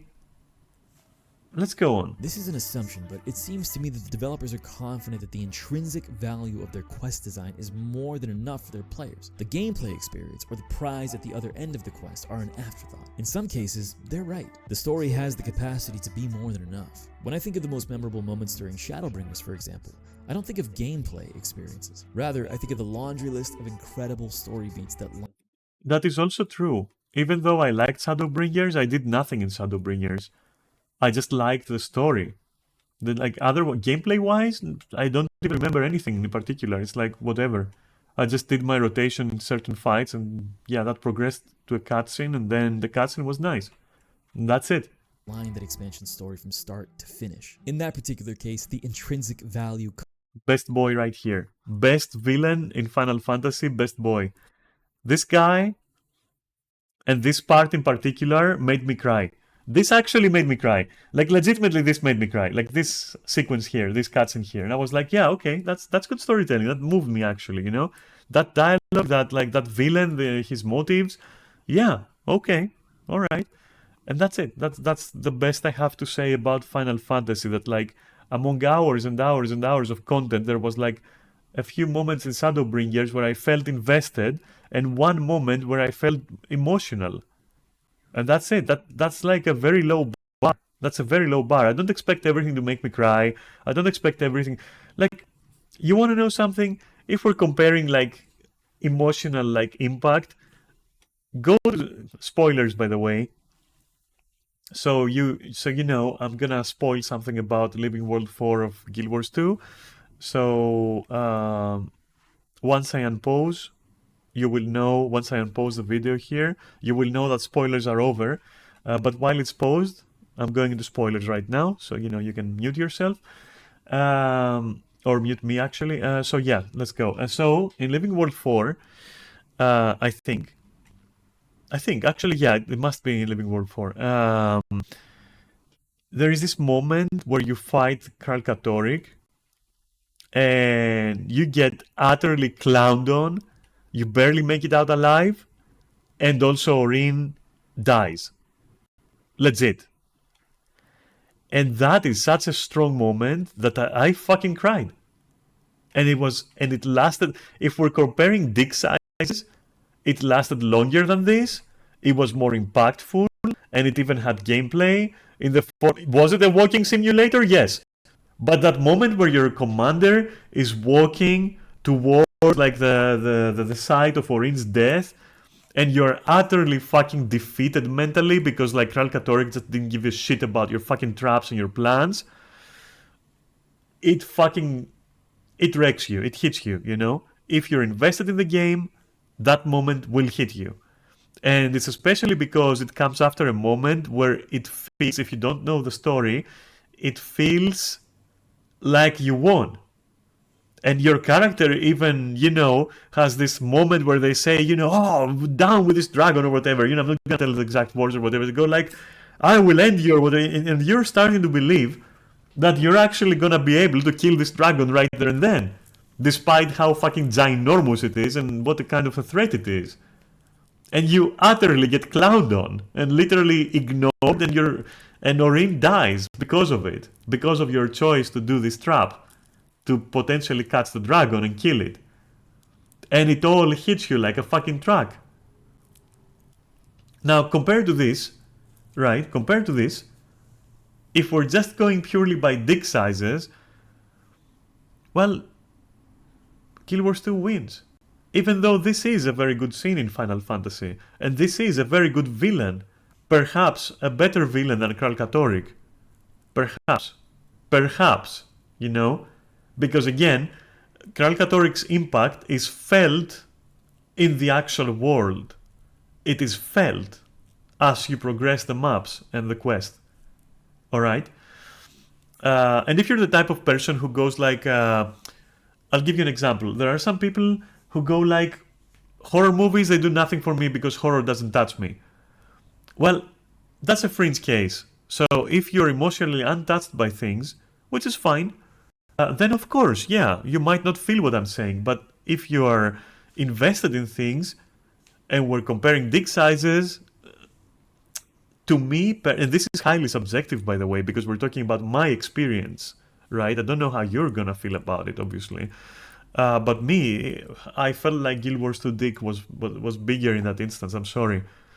And since this right here is the only instance where I was invested, I have to compare the two instances where I was invested in the story. And that's not to say that I wasn't invested in Guild Wars' story. I was actually legitimately more invested in Guild Wars for a story than in Final Fantasy, which is loaded for a story. It's crazy. To me. Okay, to me. So yeah, I don't fucking know what to tell you about all this, but whatever. Anyway, I'm pausing and getting out of fucking spoilers mode. Covered the cost of admission. But when the story isn't as strong, then the gameplay better be damn good, or at least have the wherewithal to give me something I care about for sitting through your boring... Wow. Wow. Wow.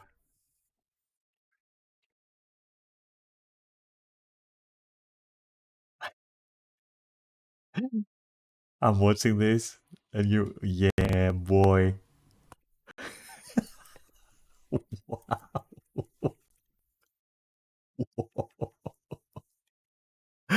Okay, alright. What the fuck? Alright, you know, I'm not gonna say anything. I have a dirty mind. Wait, let me unmute. But that was that's now gonna be in my brain forever. Sitting through your boring dialogue. But the reality is, that's an impossible thing to ask Nice. for. Yoshi P's vision for Creative Studio 3 requires that their games are completely devoid of tension, threat, or input by the player, Nice. out of fear that their game's true reward, which is the next cutscene, will go unseen. To that end, their worlds must be built as set dressing for the Nice. story, rather than spaces in which emergent gameplay can take place. Traditional progression systems threaten the delicate balance of their game, so they must be reduced to linear statistical advantages, lest they overwhelm the player with having to make a choice. And because the player cannot be reliably trusted to participate in a theatrical scene exactly as the developers envisioned it, they're forced to wrest control away from the player. Yeah, exactly. But it's the same with raiding in Final Fantasy. You can argue that control is wrestled away from the player because the fights are extremely scripted. They're more scripted than Dark Souls encounters. They're far more scripted. You're not allowed to be creative. You're not allowed to have this philosophy permeates Final Fantasy. This philosophy of you're not there to play a game. You're there to experience the game that we created for you, but not in the sense of like, here it is, do what you can with it. It's more in the sense of like, look what I made, it's so cool. If you wanna play, you gotta play by my rules, boy. That's it. You're not allowed to have any impact. You're not allowed to have anything. This is my story. I'll do whatever the fuck I want. So basically what I'm saying is that Square Enix is the worst dungeon master you can ever have. It is literally the worst dungeon master you can ever have. Over and over again to ensure that the gameplay doesn't get in the way of the narrative, which, as you know, is the most important part of a video game. I understand that for many of you, Yoshi P is something of a primal. People become incredibly emotional when you have anything negative to say about the products that he stewards, but remember, Naoki Yoshida works for a company. He's at the helm of an organization which creates products which you pay for. Some of you have given... Fucking thank you for those whole last sentences right there. Thank you. Fucking thank you, dude. So, yeah. One of us, I guess, Ember. Hashtag one of us, finally. I hope more people wake up to this shit, like for real. Thousands of dollars to Square Enix for continued access to Final Fantasy XIV. It's my opinion that for the money you've spent, you deserve better. Thank you. My God. My God, thank you so much. Holy shit. That is not rocket science. That is... I'll let it play. Although, whether or not you agree with that is up to you. Yoshi P and the hundreds of faceless employees who work at Creative Studio 3 are not your friends. You have a transactional relationship with that studio's publisher and the games they produce. If you're happy with the slop that you've been served by Creative Studio 3 Ooh. Ooh. Yes. since the release of 16 and Dawntrail, then all power to you. For those of you who are a bit more sympathetic to my critiques, do as I've done. Vote Yes. Say it. Vote with your with wallet. your wallet. Yes. Good job. Good video. Nice. Well, everybody, that is the end of that scathing essay. I'm looking forward to the public's reception of it, but if you'll give me about a minute, I have a few unscripted words that I want to say. This channel actually began as a Final Fantasy XIV channel, and it began because I was so bored during Endwalker's post-expansion patches. Yes. Yes. Yes. It's not just Dawntrail. It is not just Dawntrail. If you think it's just Dawntrail, it's because Dawntrail was either your first or your second expansion at most. That's why you think that Endwalkers was any good. That's why. I'm sorry. And I wanted something to do with the game, so I Even post-patch Shadowbringers was such a fucking snorefest. figured a few top 10 lists and maybe a few essay pieces couldn't hurt. 14 has been such a massive disappointment, particularly in the last 2 years, that I just can't see myself making more dedicated content about the game. I would love to have a reason to come back and write more essays about 14, but I just don't think that's going to happen. There are plenty of other games out there to explore and other things to write essays about, of course, so please stick around if you love MMOs as much as I do and you'd like to hear me talk about, say, Throne and Liberty, which is coming up next. Either way, as we approach I'm curious what this person is going to have to say about Throne and Liberty as well, as someone who has not even touched that thing. But yeah, he gets the subscription and he hits the fucking like right there. the end of the year, I just Not because, listen, take off your rose-tinted glasses and take Yoshi's dick out of your mouth for a moment and breathe like a fresh half of air and listen to what I'm saying and just consider it a bit. Listen, he's right. He's right. I'm not saying it because he holds the same opinions as I do. I'm saying it because these opinions are factually correct. They're based. Okay? If you can it's one of those cases where you can agree to disagree, but it will not make you right. Like objectively. It will not make you right objectively. I want to say thanks to everybody for being here. I know it's only a few thousand of you, but I really appreciate it. It's a lot bigger than You know, then again, just like I said last time, objective and subjective is such a weird conversation. It's just that in this case, I feel if you sum it up to you're not really getting your money's worth, all right? And I know even that can be subjective, true. And if to you this is like revolutionary story writing, then I guess it is. But to me at least, you know what? Forget subjective and objective. I think you're wrong if you disagree with this. End of story. That's TLDR. I thought it would be at this stage. If I don't upload again before the end of the year, then have a great Christmas, Happy New Year. No. Anyway, but yeah, no, it's a healthy criticism. I'll say that much. Can we agree on that? It's a healthy criticism. Forget what you agree with. As a criticism, it's constructive. Yes. And I don't know if it's the problem with Yoshi P. I think it is. I've always thought it is. And it might be an illusion because Yoshi has put himself in a position equivalent to being a guild leader or managing PR in a guild, where people see you as the face, quote unquote. You know, you're the face, all right? So if there is anything wrong with what you do or what your game does or what their game does, not your game, but their game does, they're going to be like, oh, it's your fault. And, you know, and it's a double-edged knife because if the game does something good, then people will say, oh, Yoshi P fucking rocks, dude. Who knows if it really is a problem or a boon, okay, with Yoshi P or not. Who knows? So I wouldn't, even though I am inclined to because of that effect. I will also say that it might just be the company limiting Yoshi. But if it's the company having such a fucking effect on Yoshi, then it would also be fair to say that it's the company's decisions that are good and not Yoshi's. You can't say everything bad with the game is the company's fault, but everything good with the game is Yoshi's fucking contribution. That's double standards. So first you would have to decide if you think it's Yoshi that is like the mastermind or if the company is the mastermind, right? At least in most cases, let's say, because of course, nothing is black and white, and there are gray areas and like situational things and whatever. I get it for sure.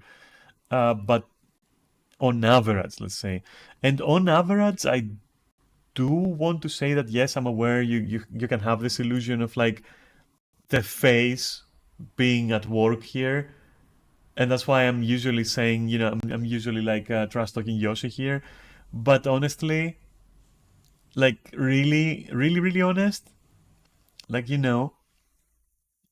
may not even be Yoshi. So, but that's not that doesn't matter though. In the long run, it doesn't matter. What matters is that this criticism, regardless of whether you want to level it against person A or person B, is very valid, and it's something that's been like criticism like that is something that should have been taken more seriously about 2 to 4 years ago. I have no idea where Final Fantasy is gonna go from here, but I think it's a little bit too late, too little that people are becoming more critical, I suppose. A little bit more critical about the content they're getting. Um, it's also an MMO, which means that by the time some people are gonna become disillusioned, there will be more people who will be completely under illusion, and they will be like, oh, it's so fucking great, because they then will only have experienced one or two expansions, and they will see everything as being peachy, and awesome and great. And they will have read even less books, even fewer books, and will have watched even fewer movies or listened to even fewer genres of music. And to them, Final Fantasy will be all the more fucking, awesome, I guess, because they just have even less things to compare it with at that point. Because sadly, people are not getting more interested in art and whatnot, they're getting less interested, and they're less open to other experiences and all that. And so if they start a game, for example, they're gonna stick with it, and to them it's going to be literally fucking revelatory. It's gonna make them feel like they've ascended just because they heard like a music piece or anything, which they're not necessarily bad, but treating them like they're fucking monuments and testaments to like mankind's creativity throughout the aeons that we have existed is kind of like over the top. Okay, can we agree on that? Like, come on, dude. Anyway, and the same goes for Final Fantasy itself. Like, it's not the fucking nth wonder of the world, okay? It's not. It's just a game in the sense of like, I don't want to diminish it, but it's a game that exists, and you do things in it, like you grind and you get some gear and all that, and so it's healthy to criticize it instead of like treating it as a national treasure or something. Like, not even national, like fucking worldwide, humanity's treasure or whatever, the fucking Lost Ark or whatever. Not the game, the literal Lost Ark. Um, I think this perception is also in large part why the company or Yoshi don't see a need to innovate. They see a need to say the words they say, like the ones that we saw in the interviews, because of course they would. But we all see that they're not really doing it, because why would they? Why would they? People are fucking eating this shit up, and nobody questions it. So yeah, and it's not a conspiracy theory or anything. It's just like an observation. It's like it's just you can see it. You know, you can just see it. So yeah, interesting video, I'll say. I think the comparison with 16 wasn't that necessary because the person could have said like whatever they said, uh, going off of Final Fantasy 14 on its own, you know. But it was interesting to see that like this philosophy, this design philosophy, um, isn't an isolated case with 14, but in fact it's a trend within Square Enix at this point, or the studios responsible for producing more fucking Final Fantasy slop. Because at this point they are literally just producing more and more Final Fantasy slop. And again, why would they not? Since people gobble it up like it's a fucking jasmine scented cock of Yoshi P. So I don't know what to tell you, dude. I don't know what to tell you. Yeah, maybe I'm biased. Maybe, I don't know. I don't fucking know. I guess agree or disagree. It's good for criticism to exist. I just wish it existed like 4 years ago so that we didn't get fucking slop like, Dawn Trail and fucking Endwalkers, which are just fucking slop, literally, just fucking drivel. Um, no, somebody else did it for me this time. I was just chiming in. I was very. It was a very interesting video. It was a very interesting video, honestly, with very valid criticisms. It wasn't complaining per se. It was just very valid criticisms, and yeah, I vibed to it, honestly. And why would I not complain about Final Fantasy XIV? It's a game that I would love to be given motive to play again. I would love to be given motive to go back to it. But no. Remove combat easy fix. Hey, I was talking about it. I was saying this game would have been great if it was a Telltale style game. Like the story would shine through it. And then I would play it. And at least you would have agency. You would have like, input by your choices if it was a Telltale game, So yeah, I agree with that. Like combat has no place in there, especially when combat is so bad. I'm not gonna lie. Especially when combat is so bad.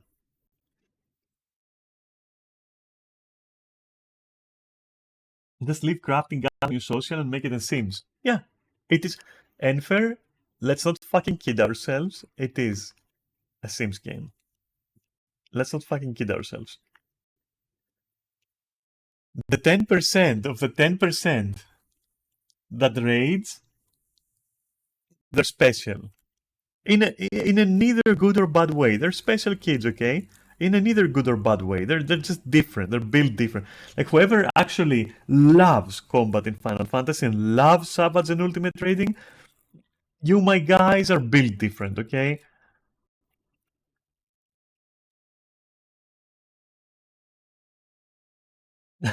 Team win Second Life, but not as weird. You think it's not as weird? Unfair. Unfair. No, unfair.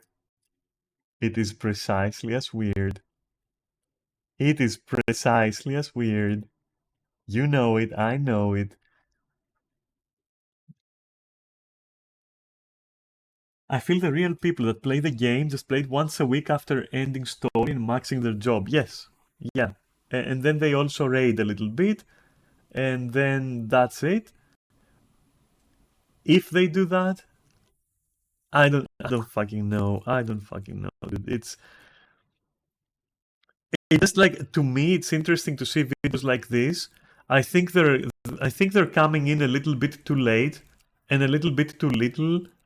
Maybe not too little, but definitely way too late for it to have any impact anymore. Or to tell people that like, hey, you should be more critical and you should be more uh, observant as to what you're paying for. If it wasn't a monthly sub plus paid content, it would make sense. Uh,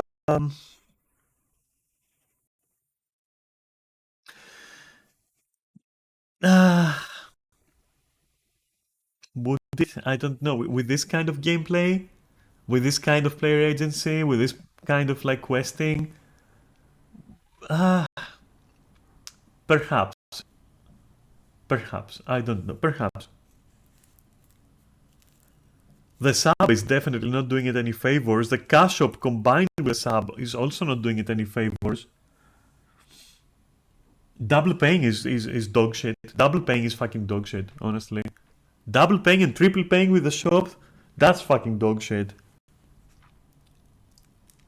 And then if you add in the quality that you're getting, that's like quad damage, like fucking Quake 1, you know? It's Quake 1, you got quad damage and you're just damaging yourself 4 times over.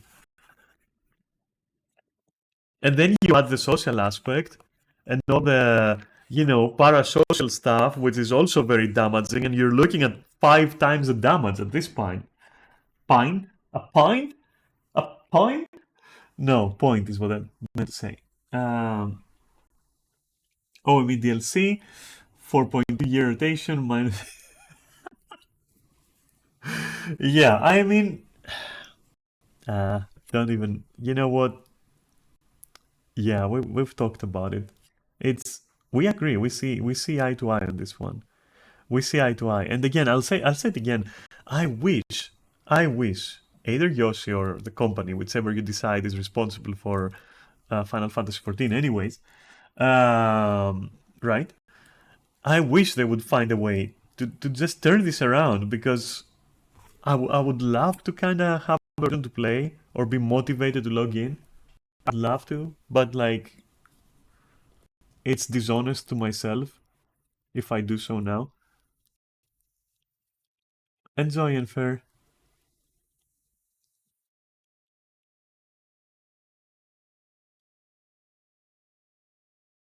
3 years out of Borderlands 2 and you pay 20 quid. Yeah, yeah, of course. Of course, of course. Of course.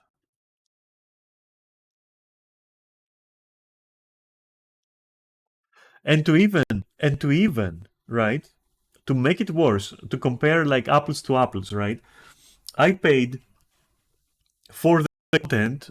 You know, I'll do you a solid one. I will even include the quality of life things that I paid for. So for Guild Wars 2, which is another MMO, so we're comparing like similar things. I did pay, I would say 100. I won't even say 160, because I'm gonna include uh, major quality of life upgrades I bought for my account, including like infinite tools and other stuff like that. I would say 180 euro. 180 euro. Which, by the way, Enfer is talking about, when Enfer says 160, that's fucking Great British pounds. So it's comparable, okay? So I paid, let's say, about 180 euro bucks, okay, euro dollars, for my experience with Guild Wars 2. And I am experiencing it. I'm experiencing the fuck out of it. And I'm not paying a sub. And they even have a free giveaway for all the content ever. But that doesn't matter. Let's not go there. And they do have a shop, but the shop is fair. Unlike Final Fantasy's pricing in the shop, which is like ludicrous. It's fucking insane. It's deranged. It is deranged, honestly, deranged. Holy shit. And I'm still getting entertainment out of Guild Wars 2. Like a lot of entertainment.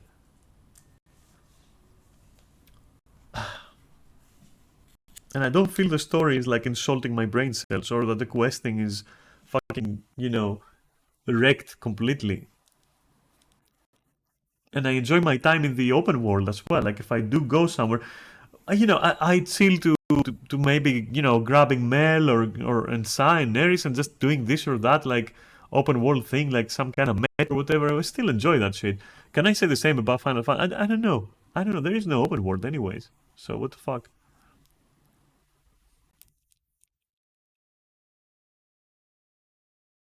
And I never felt like there's gear creep or anything like that. I don't feel stressed, I don't feel stressed, which is very important for me. Because in Final Fantasy, I was feeling stressed. Very stressed, honestly.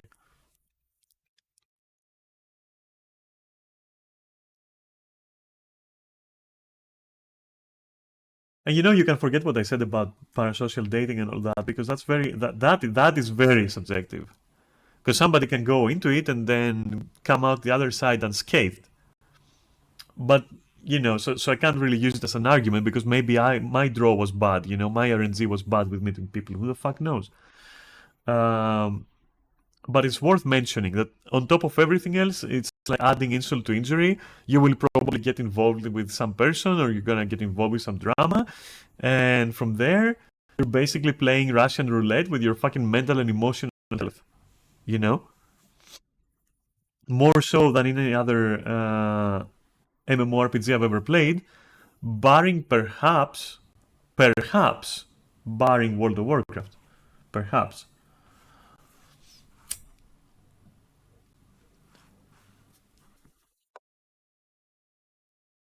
Because at least in World of Warcraft, when it came to parasocial like interactions or dating or whatever, yeah, it would go bad, but also you weren't dealing with this kind of like underlying mentality of like toxic positivity towards the game itself. So basically, it was you and another person fucking each other up, all right, and fucking occasionally. It wasn't to do with like how shit it will be because you can't even enjoy the game together because there's nothing to enjoy. It was like it was a little bit different. It was a bit different, it hit different dating in World of Warcraft, let's say, and ERP. So ERP/dating felt different. There was something more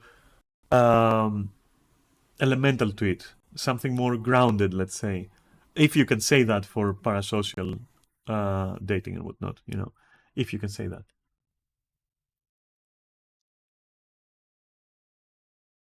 But anyway, that might have changed by now. Who the fuck knows? I'm out of the loop when it comes to World of Warcraft completely. More so, obviously, about dating, since I don't even play it. And if nothing else, I would say that like I met truer people through that, with whom we remained like good friends, even to this day. I would like to consider. Whereas, can I say the same, for example, in Final Fantasy? Aside from Enfer, perhaps Kaori. But with Kaori, it just migrated into other stuff as well. It didn't stay there. So that's why I'm saying I don't know who I should count. Like, who do I have in Final Fantasy with whom I played Final Fantasy and also kind of like connected in some way, and we were enjoying, like who really? I don't know, dude. I don't know. Whatever. So this is the stream for now. That's it. All the shit I talked about in the intro, plus this shit right here. I think it was a good little stream. I don't think I need to stream more for like a day. Yeah. I'll say thanks for watching, and good stuff on the video. Nice. Thank you for keeping me company and dropping by if you did, and for listening to me. I always enjoy takes on Final Fantasy as much as I enjoy takes on Guild Wars as well. Yeah, thanks for being here. Honestly, thanks for watching and enduring my presence on your Saturday morning or night or whatever the fuck it is. Yeah, I guess I'll see you on Monday, I suppose. Okay, so take care. This is your camera time that you get. This is your fix. And also cute. Thanks. Am I? I don't know. It's weird. I think to me, I always look weird. I don't know. But if you say I'm cute, thank you. Okay. All right. So, take care. I'll see you on Monday. And yeah, have fun. Have a fun weekend. All right, kisses. Bye bye.